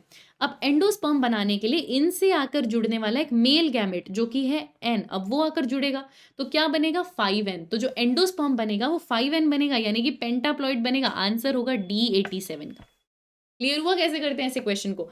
आपको बस मियोसिस पे ध्यान देना है। मेल 2n से n बनाएगा, फीमेल 4n से 2n बनाएगी, तो उसका हर एक सेल 2n है। एंटीपोडल भी 2n होंगे, सिनर्जिड भी 2n होंगे, सब कुछ 2n है। जब ये दोनों 2n है और ये फ्यूजन करते हैं एंडोस्पर्म बनाने के लिए, तो ये 4n बनाएंगे और इनको एक मेल गैमेट आएगा फर्टिलाइज करने, तो टोटल बनेगा 5n। आंसर होगा डी।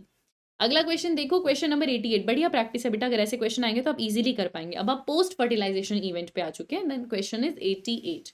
क्वेश्चन क्या कह रहा है मुझे, स्क्यूटलम। स्क्यूटलम आप किस में पढ़ते हो? आप इसको पढ़ते हो मोनोकोट के सीड में। मोनोकोट के सीड में एक ही कॉटलेडन होता है, और वो कॉटलेडन थोड़ा सा टेढ़ा है, क्योंकि कॉटलेडन ऐसे दो होने चाहिए थे जनरली, है ना, एपिकोटाइल हाइपोकोटाइल। उनके अंदर एक कॉटलेडन डीजेनरेट कर गया, दूसरा शील्ड की तरह आ गया, उसको स्क्यूटलम बोलते हैं। तो ये कॉटलेडन है और ये कॉटलेडन मोनोकोट्स का है। ये कॉटलेडन मोनोकोट्स का है। मोनोकोट्स यानी ग्रास फैमिली आ गई ना, तो आंसर हो जाएगा डी। 88 का आंसर हो जाएगा डी। अगला क्वेश्चन देखते हैं 89। Ovule integuments get transform into seed coat. जो बाहर वाला इंटेग्यूमेंट है वो टेस्टा बनाएगा, अंदर वाला टेगमन बनाएगा। आंसर हो जाएगा सी। अगला क्वेश्चन देखिए 90। Aleurone layer. कई बार मोनोकोट के सीड्स में इस तरीके से ना, ये एम्ब्रियो एक्सिस है। एम्ब्रियो एक्सिस में बेटा यहाँ पर आपका एपिकोटाइल प्लूम्यूल है, हाइपोकोटाइल रेडिकल है, कोलियोप्टाइल कोलियोराइजा है। फिर उन्होंने यहाँ पर पूरा का पूरा ऐसे स्क्यूटलम बनाया होता है। स्क्यूटलम के ऊपर उन्होंने बोला कि जी ये सीड अपना खुद का एंडोस्पर्म लेकर आया है। उस एंडोस्पर्म पे प्रोटेक्टिव कवरिंग होती है प्रोटीन की, उसको बोलते हैं एल्यूरोन लेयर। और ऐसा अक्सर मोनोकोट के सीड्स में देखा जाता है, क्योंकि मोनोकोट के सीड्स ही एक्स्ट्रा एंडोस्पर्म कैरी करते हैं। ठीक है, राइट। तो ये मोनोकोट के सीड्स में देखा जा रहा है। 90 का आंसर होगा बी। अगला क्वेश्चन देखते हैं 91। In which of the following seed endosperm is present. तो इसको हम क्या बोल रहे हैं, एंडोस्पर्मस सीड्स या एल्यूमिनस सीड्स, जिसके एग्जाम्पल एनसीईआरटी ने हमको क्या दिए हुए हैं, कोकोनट दिया हुआ है, मेज, कैस्टर और अच्छा कैस्टर 2 बार लिखा है यहाँ पे, है ना, तो ये तो वैसे भी हट जाएगा, है ना, तो कैस्टर तो वैसे ही आ जाएगा। अच्छा वैसे हम जानते हैं बेटा, चाहे वीट है, मेज है, कैस्टर है, बार्ली है, कोकोनट है, सब में एंडोस्पर्म रहता है, पी ग्राउंडनट बीन्स में नहीं रहता। आपसे पूछ रहे हैं किसमें, लिक्विड फॉर्म में है। और लिक्विड फॉर्म बनता है फ्री न्यूक्लियर डिवीजन से। फ्री न्यूक्लियर डिवीजन से जो एंडोस्पर्म बना होता है ना, उसमें लिक्विड फॉर्म देखने को मिलता है, क्योंकि सेल वॉल बन जाएगी तो वो तो सेल हो जाएगा, मतलब सॉलिड पार्ट हो जाएगा। तो लिक्विड किस में मिलता है, जो यंग कोकोनट होता है ना, दाब जिसका पानी आप पीते हो, वो एंडोस्पर्म पीते हो, तो ये तो कोकोनट में ही मिल रहा है। सिर्फ एक ही एग्जांपल एनसीईआरटी ने दिया हुआ, डी होगा। अगला क्वेश्चन देखते हैं 92। Dicot embryo. तो डाइकोट के एम्ब्रियो में एक रेडिकल है, एक प्लूम्यूल है, सही बात है। रेडिकल है, प्लूम्यूल है, कॉटलीडन है, और कभी कभी एंडोस्पर्म इनमें भी रह सकता है, सही बात है। रेडिकल है, प्लूम्यूल है, 2 कॉटलीडन्स हैं, टेगमन जिसे आप सीड कोट कहते हैं। सीड कोट सीड में होता है, एम्ब्रियो में नहीं। सीड कोड तो सीड में होता है, एम्ब्रियो में नहीं। अब बात तो सिर्फ एम्ब्रियो की हो रही है। टेस्टा टेगमन होते हैं, सीड कोड्स होते हैं, पर सीड कोड तो एम्ब्रियो का हिस्सा नहीं है ना बेटा। एम्ब्रियो में क्या क्या दिखाई दे रहा है, मतलब एम्ब्रियोनल एक्सिस है, जिससे आपका रेडिकल भी आ रहा है, आपका प्लूम्यूल भी आ रहा है, दोनों कॉटलीडन्स भी आ रहे हैं, और कभी कभी कुछ एंडोस्पर्म रह जाएगा, क्योंकि एंडोस्पर्मस डाइकोट होते हैं। तो आंसर यहाँ पर होना चाहिए बी। अगला क्वेश्चन देखते हैं 93। पार्थिनोजेनेसिस, ये ए सेक्शुअल रिप्रोडक्शन है। इसके अंदर बिना सीड बने फ्रूट बन रहा है, बिना सीड बने फ्रूट बन रहा है, मतलब बिना फर्टिलाइजेशन के फ्रूट बन रहा है। फर्टिलाइजेशन हुआ नहीं है, अब फर्टिलाइजेशन हुआ नहीं है तो ओव्यूल से कैसा सीड बनेगा, तो अब फर्टिलाइजेशन तो हुआ नहीं है। तो सीधी सी बात है बेटा, हम कह रहे हैं कि फर्टिलाइजेशन ही नहीं हुआ, फर्टिलाइजेशन नहीं हुआ ऐसा हम कह रहे हैं, और फर्टिलाइजेशन नहीं हुआ तो सेक्सुअल रिप्रोडक्शन ये है नहीं, तो ये सेक्सुअल रिप्रोडक्शन है, आंसर होगा। अगला क्वेश्चन देखते हैं, वैसे पार्थिनोकार्पिक फ्रूट्स इसमें भी आ जाएंगे, एग्जाम्पल आपको बनाना एनसीईआरटी ने दिया हुआ है। कोलियोराइजा, ये स्पेशल कवरिंग हो गई आपके पास, है ना। अब ये कवरिंग की बात मोनोकोट्स के अंदर ही की गई है, मतलब अगर मैं एम्ब्रियोनल एक्सिस की बात करूं, एम्ब्रियोनल एक्सिस इस तरीके से थोड़ी सी टेढ़ी है, जिसके अंदर हम बोल रहे हैं कि जो बेस है एम्ब्रियोनल एक्सिस का, उसके ऊपर की तरफ आपका एपिकोटाइल होता है, जो बेस है कॉटलीडन के आने का, उसके ऊपर की तरफ the cylindrical portion above the level of cotyledon, उसे हम कहते हैं एपिकोटाइल, और इसको हम कहते हैं हाइपोकोटाइल। यहाँ से बनता है आपका प्लिम्यूल, जो कि आगे शूट बनाएगा। यहाँ रेडिकल है जो रूट बनाएगा। अब इसकी कवरिंग है, कवरिंग को बोलते हैं कोलियोप्टाइल, रूट की कवरिंग को बोलते हैं कोलियोराइजा। तो ये लोअर एंड पे मिलता है, रूट की कवरिंग है ये, तो ये लोअर एंड पे मिल रहा है, और ये मिलता जनरली मोनोकोट्स के अंदर ही है, राइट। पहली बात, ये अपर एंड पे नहीं मिलता, लोअर एंड पे मिलता है और मोनोकोट्स में मिलता है। तो आंसर क्या हो जाएगा, ए 94 का। अगला क्वेश्चन देखिए 95, पेरिस्पर्म। पेरिस्पर्म क्या है, देखो जनरली क्या होता है, जब ओव्यूल से सीड बन रहा है, तो अब देखो या तो सीड में एंडोस्पर्म बचेगा या एंडोस्पर्म नहीं बचेगा, सारा का सारा एंडोस्पर्म यूज भी हो सकता है। लेकिन इतना हम जरूर जानते हैं कि चाहे न्यूसिलस है वो डेवलपिंग एम्ब्रियो पूरा यूज कर जाएगा, न्यूसिलस नहीं बचेगा, कहाँ ही बचेगा, इंटेग्यूमेंट सीड कोट बना लेंगे। लेकिन कुछ कुछ सेल्स के अंदर न्यूसिलस बच जाता है, न्यूसिलस परसिस्ट करता है सीड बनने के बाद भी, उस परसिस्टेंट न्यूसिलस को बोलते हैं पेरिस्पर्म, जिसके दो एग्जाम्पल आपको दे रखे, ब्लैक पेपर और पीट, यानी कि आंसर होगा डी। ठीक है, ठीक है। अगला क्वेश्चन देखिए, question number 96, most crucial for seed storage. जैसे आप पॉलन स्टोर करते हो ना, वैसे आप सीड भी स्टोर करते हो। पानी मत दो, जर्मिनेट कर जाएगा, तो डिहाइड्रेशन देना, उसको डोरमेंसी में रखो, ठीक है। Most crucial for seed storage, endosperm नहीं, वाटर मत दो वरना तुम कभी स्टोरेज नहीं कर पाओगे। Least endosperm in large quantity, हाँ एंडोस्पर्म तो उसको चाहिए, पर एक्चुअली उसको डेवलपमेंट के टाइम एंडोस्पर्म चाहिए होता है, स्टोरेज के टाइम तो उसे डोरमेंट रख रहे हो ना, तब उसको एंडोस्पर्म नहीं चाहिए, तो आंसर ए होना चाहिए। उसको डिहाइड्रेटेड रखो, पानी मत दो वरना जर्मिनेट कर जाएगा, और डोरमेंट कंडीशंस में रखो, तो आंसर होगा ए। और लीस्ट अमाउंट ऑफ डेवलपमेंट भी नहीं आएगा यहाँ पे। आगे देखो क्वेश्चन नंबर 97, पेरिस्पर्म क्या है, न्यूसिलस रह जाए, परसिस्टेंट न्यूसिलस रह जाए, उसे आप पेरिस्पर्म कहते हैं, मैं ऑलरेडी समझा चुकी हूँ, आंसर होगा ए। अगला क्वेश्चन देखते हैं 98, thalamus contributes in fruit formation. Generally हमें लगता है ओवरी से ही फ्रूट बनना चाहिए, पर ओवरी के बाहर का कुछ हिस्सा, जैसे थैलेमस जिससे वो अटैच था, अगर वो भी फ्रूट का हिस्सा बन जाए, उसे हम बोलते हैं फॉल्स फ्रूट। और ऐसा हमने एप्पल में देखा है, ऐसा हमने स्ट्रॉबेरी में देखा है। एप्पल में हम लोग यही कहते हैं ना कि ओवरी तो वो अंदर का पूरा पोर्शन था जो आप खा के फेंक देते हैं, जो हम नहीं खाते एक्चुअली, वो ओवरी वाला पूरा पोर्शन था, स्टिग्मा स्टाइल ओवरी। जो बाहर आप खाते हैं वो आप थैलेमस खाते हैं। तो एप्पल, स्ट्रॉबेरी, कैशू में आपने ये देखा है, आंसर होगा डी, 98 का आंसर होगा डी। अगला क्वेश्चन देखो 99, एंडोस्पर्मिक सीड, वो सीड जिनके अंदर एंडोस्पर्म यूज नहीं हुआ, यूटिलाइज नहीं हुआ, एंडोस्पर्म कंटिन्यू वहां पर भी है, तो वीट, मेज, बार्ली, कैस्टर, कोकोनट सब इसके एग्जाम्पल है, तो आंसर होगा सी, क्योंकि कैस्टर और मेज दिया हुआ है, आंसर हो जाएगा सी। अगला क्वेश्चन देखते हैं 100, non endospermic seed, pea, groundnut, bean, तीन एग्जाम्पल दिए हुए हैं, तीनों ही यहाँ पर है। इन्हें एक्स एल्ब्यूमिनस या नॉन एंडोस्पर्मिक बोलते हैं। इन सीड्स में एंडोस्पर्म का कण भी नहीं बचता, सारा पहले ही लग गया था एम्ब्रियो डेवलपमेंट में, तो आंसर होगा डी। सूखे सूखे, इसलिए बहुत सूखे सूखे हैं। अच्छा, अब ए टू ई की लेबलिंग आपको यहाँ पर करनी है, तो ये आपका स्टिग्मा है, ये आपकी स्टाइल है, और ये आपकी ओवरी है, ये जिस पर बैठी है वो थैलेमस है, और अंदर सारे ओव्यूल्स हैं, राइट। तो ए आपका क्या है, ए आपका स्टिग्मा है, बी आपका स्टाइल है, ए स्टिग्मा है, इसमें भी आंसर आ गया, बी स्टाइल है, सी अंदर के ओव्यूल्स हैं, डी ओवरी है, और ई थैलेमस है जिसपे ये पूरा का पूरा बैठा है सिस्टम, आंसर होगा डी। आगे देखते हैं क्वेश्चन नंबर 102, एक जीन है जिसमें ए से मेल प्लांट बनता है, बी से फीमेल प्लांट बनता है, आपको एंडोस्पर्म का जीनोटाइप बताना है और एम्ब्रियो का भी। अच्छा अच्छा, तो अब अगर मेल प्लांट ए है बेटा, तो मेल गैमेट में तो कोई एक ही चीज जाएगी, लॉ ऑफ सेग्रीगेशन लगेगा, या तो मतलब कोई एक ही गैमेट जाए, गैमेट में तो कोई एक ही क्रोमोसोम जाएगा ना, तो मान लेते हैं कैपिटल ए चला गया। फीमेल बीबी है, तो मान के चलते हैं कि चलो फीमेल गैमेटोफाइट जब बना होगा, जो जो भी फीमेल गैमेटोफाइट आगे जाकर डेवलप हुआ होगा, कोई एक बी उसके अंदर गया होगा, ऐसा हम मान के चलेंगे, ठीक है। अब मुझे जीनोटाइप बताना है एंडोस्पर्म का, तो एंडोस्पर्म में बेटा दो पोलर न्यूक्लियाई फीमेल के बने हुए होते हैं, और उनमें एक मेल का न्यूक्लियाई आके फ्यूज करता है ना, तो दो आपके पास बी और बी रहे होंगे, जिनमें एक मेल का न्यूक्लियस ए आया होगा, तो जो बी बी ए होगा वो आपका एंडोस्पर्म है। अब एम्ब्रियो की अगर मैं बात करूँ तो एम्ब्रियो में एक मेल और एक फीमेल जुड़ने से ज़ाइगोट बनता है। सीधी सी बात है, वो आगे जाकर एम्ब्रियो बनाता है। तो आंसर क्या होना चाहिए? 2 बी और 1 ए एंडोस्पर्म होगा और ए बी आपका ज़ाइगोट होगा। आंसर सी होना चाहिए बेटा 102 का, सी होगा। अगला क्वेश्चन देखिए 103। नॉन एल्ब्यूमिनस एल्ब्यूमिनस सीड्स जिनके पास कोई रिजर्व फूड नहीं बचता, उन्हें हम एक्स एल्ब्यूमिनस कहते हैं। इनके कॉटलिडन्स भी बहुत थिन होते हैं। सही बात है, ना तो एंडोस्पर्म बच रहे, कॉटलिडन भी थिन है। आंसर होगा डी। 103 का आंसर होगा डी। अगला क्वेश्चन देखो 104। The cylindrical portion below the cotyledon, एक लेवल होता है जहां से कॉटलिडन अराइज हो रहे हैं। जो सिलेंड्रिकल पोर्शन उसके ऊपर है उसे बोलते हैं एपिकोटाइल, जो उसके नीचे है उसे बोलते हैं हाइपोकोटाइल। ए यहाँ पर हाइपोकोटाइल है, तो ये दोनों मैं हटा दूं। हाइपोकोटाइल टर्मिनेट करता है जाके रेडिकल में, रेडिकल के भी एंड पर होता है root cap and the tip called root cap. क्योंकि इन्होंने दोनों अलग अलग आपसे पूछे हैं, तो ये एंड करेगा रेडिकल में, और रेडिकल की भी टिप है बेटा रूट कैप, टिप उसकी रूट कैप होती है। तो आंसर होगा डी 104 का। अगला क्वेश्चन देखिए 105।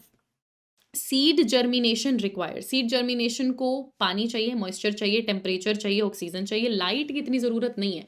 लाइट की जरूरत होती तो मिट्टी में थोड़ी गाड़ते सीड को, मिट्टी में गड़ के भी वो जर्मिनेट हो रहा है। तो 2 3 4 होगा बेटा, आंसर हो जाएगा बी 105 का। अगला क्वेश्चन देखते हैं 106। सम फ्रूट्स आर सीडलेस और कंटेन नॉन वायबल सीड, कुछ फ्रूट्स ऐसे होते हैं जिनमें सीड्स ही नहीं बने कभी भी, तो दे आर सीडलेस, फर्टिलाइजेशन नहीं हुआ, पार्थिनोकार्पिक होंगे। और contain non viable seeds, they are produced without fertilization. यही तो मैंने आपको रीजन दिया, तो रीजन भी करेक्ट है उस हिसाब से, तो रीजन भी करेक्ट है। 106 का आंसर ये होगा। अगला क्वेश्चन देखिए 107। आपको ए टू ई यहाँ पर बताना है, ठीक है। तो ये आपको एक डाइकोट का सीड दिया हुआ है, क्योंकि आपको ये जो बी में 2 कॉटलिडन्स दिख रहे होंगे, बी में आपको 2 कॉटलिडन्स दिख रहे होंगे, बी में कॉटलिडन्स यहाँ पर हैं, तो इनको तो हटा दो एलिमिनेशन से। ए एपिकोटाइल है, अगर यहाँ से कॉटलिडन आ रहे हैं तो ये सिलेंड्रिकल पोर्शन अबव इट है, इसको आप बोलते हो एपिकोटाइल, ठीक है। तो ए आपके पास है एपिकोटाइल, एपिकोटाइल एंड करता है प्लूम्यूल में। सी आपके पास है हाइपोकोटाइल, हाइपोकोटाइल एंड करता है रेडिकल में, जिसके टिप को बोलते हैं रूट कैप। आंसर होगा डी, आंसर होगा डी। जितना बार एनसीईआरटी देखोगे ना, ऐसे क्वेश्चन बहुत जल्दी करने लग जाओगे। अगला क्वेश्चन देखते हैं 108। एक स्टेम है, मैंने कहा था ना स्टेम, रूट, लीफ कुछ भी देंगे आपको बस 2n बताने के लिए। तो आपको ये बताना है एंडोस्पर्म में कितने क्रोमोसोम है। देखो 2n 10 है तो n 5 है। पहला क्वेश्चन आपसे पूछे एंडोस्पर्म, एंडोस्पर्म आप जानते हो 3n है तो 15 होगा। दूसरा क्वेश्चन पूछे एग, एग आप जानते हो n तो 5 होगा। तीसरा क्वेश्चन पूछे पोलर न्यूक्लियाई, है ना। अब सेकेंडरी न्यूक्लियस नहीं बोला, पोलर न्यूक्लियाई, तो हर एक पोलर न्यूक्लियाई n ही है बेटा, वो भी 5 ही होना चाहिए, वो भी 5 ही होना चाहिए। अब देखने पड़ेंगे ऑप्शन इन्होंने कैसे बनाया।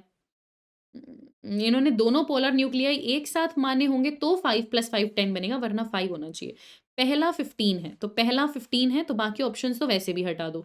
दूसरा 5 है, क्योंकि एग के अंदर 15 नहीं है, एग हैप्लॉइड है, 5 है, तो दूसरा 5 है। तो अपने आप इन्होंने दोनों पोलर न्यूक्लियाई लिए हैं, इसलिए आंसर सी हो जाएगा 108 का। आप एक मानते तो 5 होता, इन्होंने दोनों पोलर न्यूक्लियाई ले लिए तो 10 हो जाएगा। अगला देखिए 109, जिसके साथ आप लास्ट टॉपिक में एंट्री ले रहे हैं, that is apomixis and polyembryony. Identify the way in which apomictic seeds develop. Apomictic एक एसेक्सुअल रिप्रोडक्शन है जो सेक्सुअल रिप्रोडक्शन की मिमिक्री कर रही है। यहाँ पर एक्चुअली फर्टिलाइजेशन नहीं हुआ है, एक्चुअल सेक्सुअल रिप्रोडक्शन यहाँ पर नहीं हुआ है ना, लेकिन हमें सीड मिल रहा है, सीड हमें पक्का मिल रहा है। तो it is a formation of diploid egg cell without reduction division, कोई मियोसिस नहीं हुआ, and their development into embryo. तो इस कंडीशन के अंदर क्या होता है बेटा, एम्ब्रियो सैक में एग सेल सच में नहीं बना है। यानी कि अगर मैं एनसीईआरटी की बात करूं तो 2 तरीके बताए मैं एपोमिक्सिस में, जो मैं पढ़ाती भी हूं बेटा। एक चीज आपको दी हुई है एडवेंटिव पोलीएम्ब्रियोनी, एडवेंटिव पोलीएम्ब्रियोनी, जिसमें क्या हुआ है, जिस कंडीशन के अंदर पूरा एम्ब्रियो सैक बना, सिनर्जिड बने, एग बना, एंटीपॉडल बने, पोलर न्यूक्लियाई बना, पर मेल गैमेट ही नहीं आया। अब इतनी मेहनत बर्बाद तो जाने नहीं देंगे, तो जो आसपास की न्यूसिलर सेल है वही अंदर आकर एम्ब्रियो की तरह बिहेव करने लगते हैं, दैट इज पॉलीएम्ब्रियोनी। जो न्यूसिलर सेल है एम्ब्रियो सैक के आसपास, वही एम्ब्रियो बनाने लगते हैं। ये होता है पहला तरीका एपोमिक्सिस का। दूसरा तरीका होता है जिसको बोलते हैं ए एगैमोस्पर्मी, जिसको बोलते हैं एगैमोस्पर्मी या रिकरेंट एगैमोस्पर्मी। मतलब गैमेटोफाइट बनेगा पर ट्रू गैमेटोफाइट नहीं बनेगा। मतलब इसके अंदर जो मेगास्पोर मदर सेल रही होगी उसने कभी मियोसिस किया ही नहीं।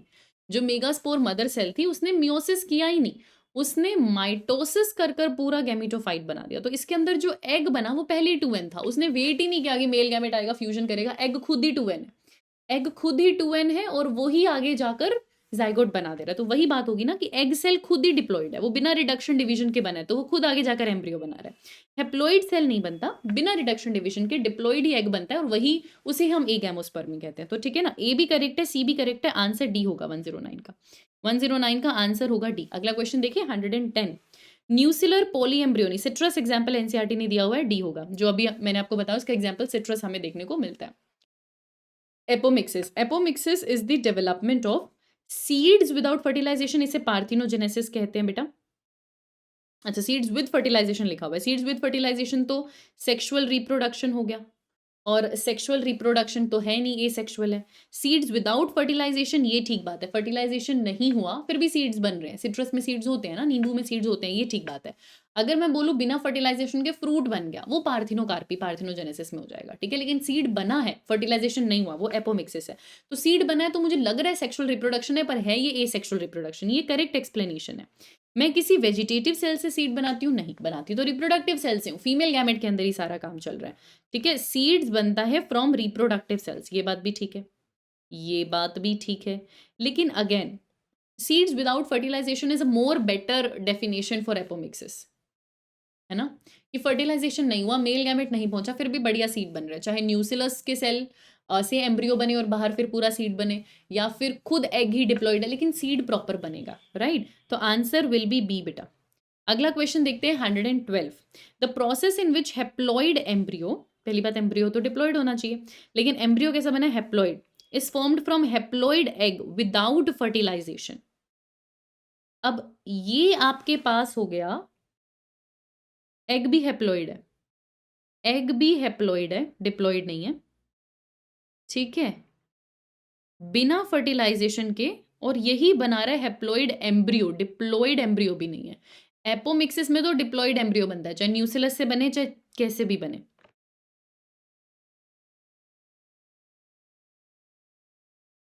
बेटा इस पर्टिकुलर क्वेश्चन में ना देखो, एपोस्पर्मी वैसे भी आपके सिलेबस में नहीं है, एपोगैमी भी नहीं है, और ये यहाँ पर आंसर भी नहीं हो सकते, क्योंकि विदाउट फर्टिलाइजेशन बोल दिया। अब विदाउट फर्टिलाइजेशन एम्ब्रियो बनना, अब ये है तो ये चीज एपोमिक्सिस के अंदर ही आने वाली, क्योंकि फर्टिलाइजेशन नहीं हुआ है, किसी भी तरीके से मेल गैमेट यहाँ तक नहीं पहुंच पाए, लेकिन एम्ब्रियो बन रहा है, सीड डेवलप होगा उस एम्ब्रियो से, प्रॉपर सीड डेवलप होगा। अब डिप्लॉइड से डिप्लॉइड होता है, यहाँ पर इन्होंने हैप्लॉइड बोल दिया, ठीक है, यहाँ एप्लॉइड बोल दिया, मतलब एग से सीधा एम्ब्रियो बन रहा है, बिना किसी फर्टिलाइजेशन के भी वो एग एम्ब्रियो में डेवलप हो रहा है, सीड बन रहा है, लेकिन फर्टिलाइजेशन हुआ नहीं है, प्रॉपर एम्ब्रियो बन रहा है। तो हम इसमें और कुछ ऑप्शन कर नहीं सकते, करेंगे हम एपोमिक्सिस, बट याद रखना, आपने अपने सिलेबस में जो पढ़ा है ना, आपने डिप्लॉइड एग और डिप्लॉइड एम्ब्रियो पढ़ा, आपने हैप्लॉइड कंडीशन नहीं पढ़ी।